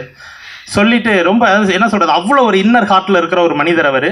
ஸோ இந்த படம் சாமானியன் உங்களுக்கான படம். இதில் அவர் கூட சேர்ந்து பக்கப்பலமாக வந்து பார்த்தீங்கன்னா ஆகச்சிறந்த நடிகர்களான ராதா ரவி சார், எம்எஸ் பாஸ்கர் சார், மயிம் கோபி அண்ணன், வரைய நாங்கள் காணோம், மயிம் கோபி அண்ணன், போஸ் வெங்கட் சார், கஜராஜ் சார், மதிப்பிற்குரிய KS ரவிக்குமார் சார், சரவணன் சுப்பையா, குட்டிப்புள்ளி சரவணன் சக்தி, முல்லை, கோதண்டம், இங்கே 4-5 ஆர்டிஸ்ட்டை மேலே ஏற்ற முடியல. நம்ம குணானெல்லாம் ஒரு நல்ல ரோல் பண்ணியிருக்காரு. Gopi, GPR, mass Ravi, Siva, Jagan, so lot of artist, Arulmani sir அப்படின்னு சொல்லி ஒரு பெரிய கேஸ்ட் அண்ட் குரு இருக்குது. சுமிருதி வெங்கட் பண்ணியிருக்காங்க, அபர்ணிதா, இவங்கெல்லாம் ஹீரோயினாக பண்ணிட்டு இருக்காங்க. எங்களுடைய நட்புக்காக இந்த படத்தில் ராமராஜன் சார் படம் அப்படிங்கிறதுனால கெஸ்ட் ரோல் வந்து பண்ணி கொடுத்துருக்குறாங்க. அதே மாதிரி நக்ஸா சரண், லியோ, சிவாவெல்லாம் நீங்கள் நான் சொல்லணும்னா, ஒரு படம் முடிஞ்சால் டக்குன்னு கிளம்பிடுவாங்க. சில ஆர்டிஸ்ட்லாம் இருக்காங்க, தப்பாக நினச்சிக்க வேணாம், பேர் சொல்லலை, ஷூட்டிங்கே ஸ்ட்ரகிள் ஆகும் அவங்கனால. அடுத்து பார்த்தீங்கன்னா அடுத்த ஷெட்யூல் சேர்த்து எடுத்துக்கலான்ட்டு. ஆனால் சிவா வந்து அண்ணா முடிஞ்சாண்ணா அப்படின்னா, இல்லைடா இன்னும் 4 விட பேக் பண்ணிட்டு அப்புறம் நெக்ஸ்ட் மந்த் தாண்டா அடுத்த ஷெட்யூல். ஆனால் ஏன் நான் இந்த 2 நாள் இதில் முடிச்சுட்டா எனக்கு இந்த கண்டினியூட்டி கரெக்டாக இருக்கும்ல, இருங்க நான் ப்ரொடியூசர்கிட்ட பேசுகிறேன்னு அவ்வளோ ஆர்வமாக இருப்பாங்க. இன்னைக்கு வரைக்கும் பார்த்தீங்கன்னா படத்தை ரிலீஸ் பண்ணுறதுக்கு மதி சார், பாலா, சதீஷ் கூட தன்னோட தோளில் தூக்கி வச்சுட்டு அவனும் அலைஞ்சிட்டு இருக்கான். சிவா ஒரு நிமிஷம் இந்திரி, அவனுக்கு ஒரு பலத்த கரகோஷம் கொடுங்க. அதே மாதிரி டெம்பிள் சிட்டி குமாரன் பார்த்தீங்கன்னா, மதுரை ஃபுல்லாக சித்திரை திருவிழா வருது, சுற்றி ஃப்ளக்ஸ் வைக்க போகிறேன். என்னோட ஒரு டெம்பிள் சிட்டிக்கு 2 ஃப்ளக்ஸ், 22 ஹோட்டலில் 44 ஃப்ளக்ஸ் வச்சு நான் இதை தெரியப்படுத்துறேன்னு சொல்லியிருக்காரு. எல்லாமே மக்கள் நாயன் மேலே வச்சிருக்க அந்த அன்பு தான். அதற்கான வேலைகள் போயிட்டு இருக்குது. ஸோ சீரும் சிறப்புமா. அடுத்து நக்ஸா, புது பொண்ணு தான். ஆனால் புது பொண்ணு நக்ஸா, நீ என்னை பற்றி ஒன்றுமே சொல்லலை, பட் நான் சொல்கிறேன். பார்த்தீங்கன்னா புது பொண்ணு தான், ஆனால் அப்படி ஒரு டெடிக்கேஷன். நான் திட்டிடுவேன் டக்குன்னு. எனக்கு வந்து ஒரு 2-3 டேக் போனால் நம்ம வந்து என்ன சொல்கிறது, நம்ம வந்து புலி துரத்தி ஓடிட்டு இருக்க மாதிரி, இந்த டைம்குள்ளே இதை முடிக்கணும் அப்படின்னு சொல்லி எனக்கு, ஏன்னா ஆர்டிஸ்ட் காம்போ அவ்வளோ ப்ரெஷர் இருக்கிறனால, அது டைட்டாக போயிட்டு இருக்கிறனால சில நேரங்களில் போகும்போது எனக்கு ரொம்ப கோவம் வரும். அப்போ அருளண்ணன் தான் அந்த பொண்ணை காம்ப்ரமைஸ் பண்ணுவார். அதனால் எடுத்தோன்னே அருளண்ணன் நல்லா இருக்காரா அப்படின்னு கேட்டு தான் என்னை பற்றி கேட்பான். எதுக்குன்னா டென்ஷன் ஆயிரு அப்படின்னு சொல்லிட்டு. அப்புறம் அவங்க அம்மாட்ட சொல்லுவேன், என்ன மேடம் நீங்கள் சைக்கிள் கூட ஓட்ட கற்றுக் கொடுக்கல, இங்கே வந்து எல்லாம் கற்றுட்டு இருக்காங்க அப்படின்னு சொல்லி. ஸோ அப்புறம் எல்லாத்தையும் கற்றுக்கிட்டு ஒரு சொட்டு கண்ணீர் விட்டாலும் திரும்ப பக்கா பர்ஃபார்மராக சூப்பராக இப்போ மோல்டாகி வந்திருக்காங்க. நிறைய படங்கள் அதுக்கப்புறம் நடிச்சிட்டு இருக்காங்க மெயின் லீடாக. நக்ஸா மென்மேலும் நீ இன்னும் சீரும் சிறப்புமாக வரணும். கஜராஜ் சார் எனக்கு அவ்வளோ சப்போர்ட்டாக வந்து, சார் இந்த கேரக்டர் இப்படி பண்ணிக்கலாம் அப்படி பண்ணிக்கலாம், இதை நான் இப்படி பேசுகிறேன் அப்படி பேசுகிறேன்னுவாங்க. ஸோ வந்து இயக்குனர் கார்த்திக் சுப்ராஜோட அப்பான்னு உங்கள் எல்லாருக்குமே தெரியும். ஸோ அவர் ஒரு நாள் கூட அந்த மாதிரி எந்த ஒரு இதையுமே அவர் தலையில் ஏற்றி வச்சுக்கிட்டதில்லை. படம் என்ன போகுது, டப்பிங் எப்போ முடியுது, இது என்ன ஏதுன்னு சொல்லி அவ்வளோ கிறிஸ்டல் கிளியராக அவ்வளோ பாசமாகவும் படத்தை பற்றி விசாரிச்சுக்கிட்டு சீக்கிரம் வந்துடும் சார், கவலைப்படாதீங்க அப்படின்னு சொல்லி எல்லாமே இது பண்ணிகிட்டே இருப்பாங்க. அதே மாதிரி அருள்மணி எங்களுக்காக ஒரு சின்ன கெஸ்ட் ரோல் பண்ணுறவர். அந்த கெஸ்ட் ரோலை வந்து நீங்கள் மக்கள் நாயகன் மனசை பார்த்துக்குங்க. அந்த கெஸ்ட் ரோலை மதி சார் பண்ண வேண்டியது இல்லைங்க. ஒரு ப்ரொடியூசருங்கிறது செத்து போகக்கூடாதுங்க, நல்லா வாழணும், அதுக்கு வேறு ஆர்டிஸ்ட்டை போடுங்க, மதி சார் பண்ணக்கூடாது அப்படின்னாரு மக்கள் நாயகன். ஏன்னா அவர் மனசு த்ரோட்டாக கொடுங்க, ஒரு படம் நல்ல ஃபுல்லாக கொடுங்க, அவர் நல்லா இருக்கிற மாதிரி கொடுங்க, இறந்து போகிற மாதிரி அவரே போட்டாலும் நான் ஒத்துக்க மாட்டேன், அவர் மனசுங்க. அது மதி சார் புரிஞ்சிச்சு. பாருங்கள் சார் ஒரு ப்ரொடியூசரை எப்படி நேசிக்கிறார் பாருங்க அப்படின்னோடனே அதையும் அக்செப்ட் பண்ணிட்டு அந்த கேரக்டரில் அருள்மணி சார் பண்ணாங்க. ஸோ அவருக்கு ஒரு வாழ்த்துக்கள். அப்புறம் ஷூட்டிங் மதுரையில் நடந்துகிட்டு இருக்கும்போது லியோனி சார் வந்தாங்க. வந்து ஷூட்டிங்கை பார்த்துட்டு புள்ள என்ன பண்ணுறான்னு பார்க்கலான்னு. திடீர்னு பார்த்தா திடீர்னு ஒரே பரபரப்பு. இந்த பக்கம் கன் ஷூட் எடுத்துகிட்டு இருக்கேன், பின்னாடி ஓடுறானுங்க எல்லாம். என்னன்னு பார்த்தா லியோனி சார் வராங்க அப்படின்னு சொல்லிட்டு ரிசீவ் பண்ண கூப்பிட்டு வந்தாங்க. நல்ல தம்பி எப்படிப்பா நடிக்கிறான் பையன் அப்படின்னாங்க. சார் வாங்க சார் நல்லா இருக்கீங்களா, அவன் நடிக்காமல் பண்ணிகிட்டு இருக்கான் சார், அதனால நல்லா இருக்குது, நீங்கள் போய் அவன்கிட்ட நடிப்பை பற்றி பேச வேண்டாம் அப்படின்னு. ஏன்னா சிவாவை நான் பார்த்த ஃபஸ்ட்டு டே ஒன்னே சொல்லிட்டேன், சிவா நீ சிம்பிளாக பண்ணியிருக்கடா, இதே மாதிரி கண்டினியூ பண்ணி, இதுதான் மூடு, இந்த மூடுலேயே போனால் தான். ஏன்னா அவன் கேரக்டர் செஷனோட கிளைமேக்ஸ் அந்த மாதிரி, அதனால் எங்கேயுமே நீ எகிரக்கூடாது, அந்த மீட்டர் லெவல்லே இருக்கணும்னு சொன்னேன். அதை கரெக்டாக சஸ்டெயின் பண்ணி பண்ணியிருக்கான்.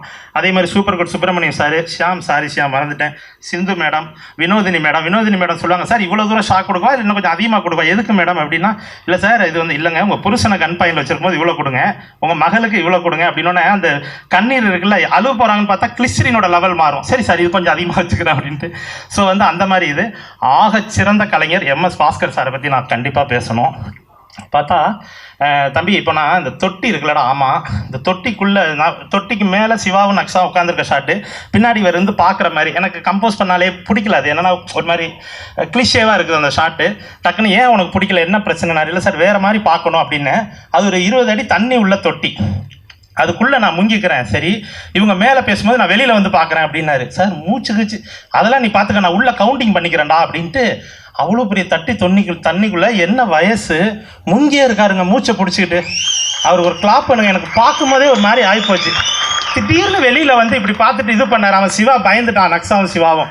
என்னன்னு கேட்டால் என்ன ஒரு டெடிக்கேட்டடான ஆர்டிஸ்ட் பாருங்கள். அதே மாதிரி Radha Ravi sir, KS Ravikumar sir எல்லாருமே சொல்கிறாங்க. KS ரவிக்குமார் சாரை பற்றி ஒரே ஒரு முக்கியமான விஷயம் என்னன்னு பார்த்தீங்கன்னா, தம்பி நாளைக்கு புயலும் மழையும் வருது, சீக்கிரம் முடிச்சிடறேன் மேடம், சாரி, புயலும் மழையும் வருது, என்னடா பண்ண போகிறேன் அப்படின்பாரு. இல்லை சார் அது வந்துச்சுன்னா டென்ட் கொட்டாயிலே க்ரௌடு 500 பேருக்கு மேலே வச்சுருக்க, மழைகளும் வந்தால் வேஸ்ட் ஆகிட போகிறா ப்ரொடக்ஷன். இல்லை சார் நான் பார்த்து எடுத்துருவேன், மழையெல்லாம் வராது. சரிடா அப்படின்ட்டு, அதாவது சீக்கிரம் பாரு. என்ன பாருங்கள், அவர் ஆர்டிஸ்ட் இந்த படத்தில், ஆனால் ஒரு எக்ஸ்ட்ரானரி ஒரு கமர்ஷியல் என்டர்டெயின் டைரக்டர். அவருக்குள்ள தானாடா விட்டாலும் தன் தசை ஆடுங்கிற மாதிரி ப்ரொடக்ஷனை பற்றியே ஃபீல் பண்ணிகிட்டு இருப்பாருங்க. அதுதான் KS ரவிக்குமார் சார். சீக்கிரம் முடின்னு சொல்லி எனக்கு ஒரு பெரிய, நான் ஆல்ரெடி வேகமாக தான் போயிட்டுருப்பேன். அதில் KS ரவிக்குமார் சார் வச்செல்லாம் ஹேண்டில் பண்ணும்போது அவர்கிட்ட இருந்து நிறைய விஷயங்களை நாங்கள் எல்லாருமே கற்றுக்கிட்டோம். அதுதான் அந்த படத்தோட இது. அவர் மக்கள் நாயகனை நேசிக்கிற அந்த விதம், இது எல்லாத்தையுமே தான் நான் அவர்கிட்ட பார்த்து தெரிஞ்சுக்கிட்டது. அதே மாதிரி ராதாரவி சார், கோயம்பேடில் மலை ஷூட்டு போயிட்டுருக்கு, சோன்னு மலை, எல்லாம் ஆம்னி பஸ்ஸுக்குள்ளே ஓடி ஒளிஞ்சிட்டாங்க. கடவுளே எப்படியாவது நிற்கணும் அப்படின்னு நான் பாட்டுக்கு வேண்டிகிட்டு இருக்கேன். பின்னாடி தோளில் கையை வச்சுட்டு ஏண்டா அப்படின்ட்டு ஒரு வார்த்தையை சொல்லிட்டு, சாரி அவர் எப்படி பேசுவார்னு தெரியும், அப்போ மழை உடலைன்னா கடவுள் இல்லையாடா அப்படின்னாரு. இல்லை சார் நான் என்னடா இவங்க வானிலை அறிக்கை பார்க்குறதில்ல, கோயம்பேடில் மழைன்னு கூகுளில் போட்டிருக்கான், எதுவுமே தெரியாமல் வந்து ஷூட்டிங்கை நடத்துறது, கேட்டால் கடவுளை கும்பிட்றது அப்படின்னு திட்டிட்டு இருந்தாங்க. 20 நிமிஷத்தில் மழை நிற்கும், நீங்கள் கம்முன்னு விடுங்க சார், நான் உங்களை ஷார்ட்டை கூப்பிட்றேன்னு. கரெக்டாக 20 நிமிஷத்தில் மழை நின்றுச்சு. சார் ஷார்ட் ரெடி, இந்த கிளைமேட்லேயே நம்ம போயிடலாம், பாசிங் ஷாட்டு தான் காரில் நல்லாயிருக்கும் அப்படின்னு. போகும்போது திட்டிகிட்டே போகிறாரு, என்னடா அவங்க மந்திரவாதி மாதிரி மழை நிற்குங்கிறாங்க, இந்த மழையும் நிற்கிது, என்னடா வானிலை அறிக்கை சொல்கிறாங்க, அவங்க சொல்கிற ஒன்று கூட நடக்க மாட்டேங்கிறான்னு யாரையாவது திட்டிட்டு போயிட்டு இருக்கும். சில ஆகச்சிறந்த நடிகர் அவர், பெர்ஃபார்மரு சிங்கிள் டேக் தான் அதெல்லாம். பட் ராதாரவி சார் இருக்கும்போது அந்த செட்டு ஒரு சைலன்ஸ் இருக்கும், sir sir sir sir sir அப்படின்னு சொல்லிட்டு. அதனாலே நான் பார்ப்பேன் இந்த இடத்து க்ரௌடுக்கெல்லாம் ராதாரவி சார் டேட்டை போட்டு டக்குன்னு அந்த செட்டை சைலன்ஸ் பண்ணுறதுன்னா அவர் டேட்டை வாங்கி இந்த இடத்துக்கு அவர் தேவைப்படுறாருங்கிற மாதிரி மேனேஜ் பண்ணி சில விஷயங்கள் பண்ணோம். இப்படி இந்த படத்தில் எல்லாருமே அவங்கவுங்க பங்கை கொடுத்துருக்குறாங்க, அது ரொம்ப ஹார்ட்லி நினச்சிக்கிறேன். அடுத்து என்னோடய டெக்னீஷியன்ஸ் குரு, கேமராமேன் அருள், எடிட்டர் கோபி, 2 பேரும் என்னோட 2 கண்கள். அதே மாதிரி உமாபதி, இந்த ப்ரொடக்ஷன் எக்ஸிக்யூட்டிவ்ல இருக்க உமாபதி, ப்ளீஸ். இன்னைக்கு வரைக்கும் அவர் தூங்கலைங்க, அவ்வளோ ஹார்ட் ஒர்க் பண்ணிட்டு இருக்காப்புல. டிசைனர் சதீஷ் வாங்க, செம்ம சப்போர்ட்டாக போய் ஒர்க் பண்ணிட்டு இருக்காப்புல டிசைனர் சதீஷ். அதே மாதிரி so art director SK, costumer Sukumar, so lot of technicians எல்லாருக்குமே இந்த மணி நேரத்தில் நன்றியை சொல்லிக்கிறேன். என்னோட direction department Thandapani, Rajapandi, so இவங்க 2 பேரும் வந்து என்னுடைய என்ன சொல்கிறது கோ டைரக்டர்ஸ். அவ்வளோ பர்ஃபெக்டாக எனக்காக இது பண்ணி கொடுத்தாங்க. அடுத்து இந்த படத்தோட ரைட்டர் கார்த்திக். ஒரு விஷயம் நீங்கள் கவனிக்கணும், இன்றைக்கி இந்த ஃபங்க்ஷன் வந்து அவ்வளோ சாதாரணமாக நடந்துடலைங்க. 4 பக்கத்தில் இருந்தும் ப்ரொடியூசருக்கும் எனக்கும் அவ்வளோ ப்ரெஷர். ஃபஸ்ட்டு போகணும் ப்ரொடியூசர் கவுன்சிலேருந்து வருது. என்னன்னு பாருங்கள் சார், இந்த கதை என்னதாமேன்னு ஒருத்தவங்க வந்து சம்மந்தப்பட்ட யாரோ வேறு யாரோ கேஸ் கொடுத்துருக்காங்க. என்னடா இது அப்படின்ட்டு ட்ரைலருக்கும் டீசருக்கும் போயிட்டு சென்சார் அப்ளை பண்ணால் சென்சார் சர்டிஃபிகேட் இல்லை. என்னென்னா டைட்டில் என்னதுன்னு ஒருத்தன் ஆல்ரெடி கோர்ட்லேருந்து லெட்டர் வாங்கி அங்கே கொடுத்து வச்சுருக்கான். தூங்கவே இல்லைங்க யாருமே.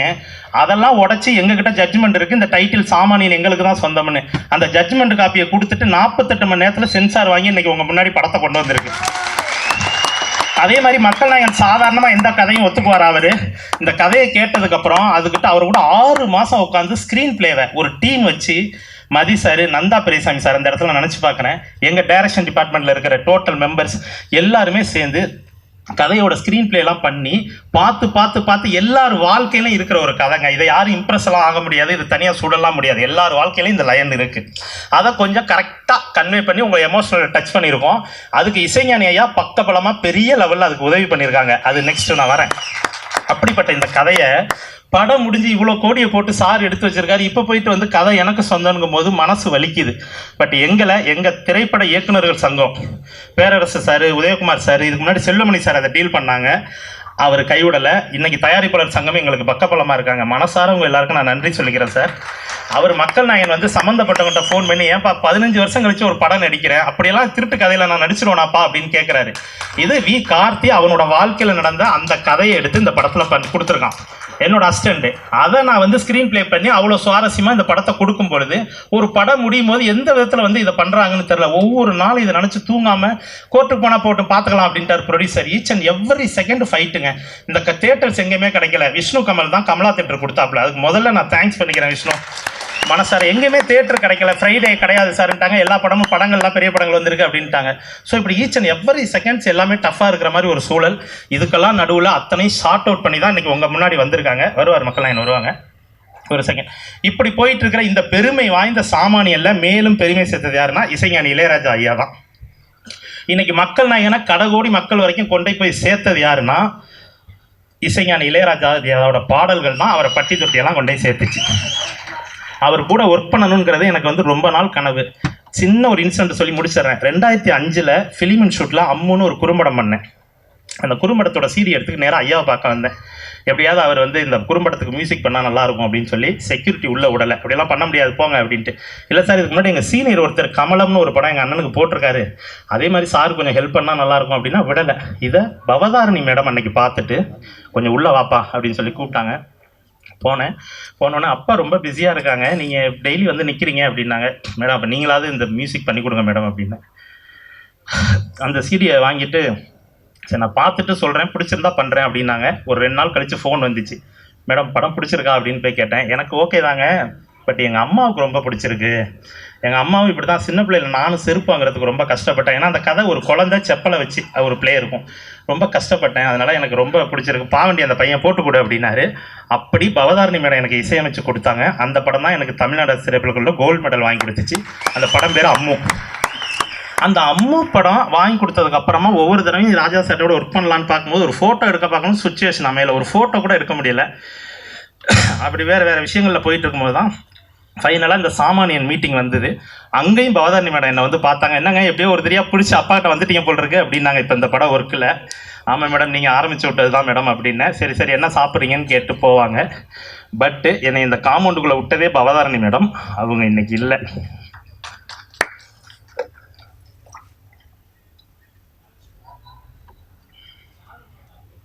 இதை நான் கம்போசிங்கில் இசைஞானி ஐயா கிட்ட சொன்னேன். உங்களை பார்க்க வந்தேன், ஐயா மியூசிக் பண்ணலை, மேடம் தான் எனக்கு எல்லாம் பண்ணி கொடுத்தாங்கன்னு. ஒரு சின்ன ஸ்மைலோட அவர் கம்போசிங் உட்காந்துட்டாரு. அப்போ அவர் பார்த்தீங்கன்னா ஃபஸ்ட்டு எழுதின வரி ஒளி வீசும் எதிர்காலம் வாழ்வின் வைபோகம் இன்று தொடங்குதுன்னு எங்கள் யூனிட்டுக்கே சேர்த்து எழுதின மாதிரி தான் எழுதினார். எழுதிட்டு கம்போஸ் பண்ண பாட்டு தான் இது. ஸோ இது பார்த்தீங்கன்னா அப்படி இசைஞானியோட வேலை பார்க்க இருந்தோம். படத்தை பார்த்துட்டு ஒன்றே ஒன்று சொன்னாருங்க. எதுக்கு திட்டினார் தெரியுமா? படம்லாம் நல்லா இருக்குப்பா, சூப்பர், நானும் ராமராஜனும் சேர்ந்தா பாட்டு தானேயா இருக்கும், படத்தில் எங்கேயா பாட்டுன்னு கேட்டார்.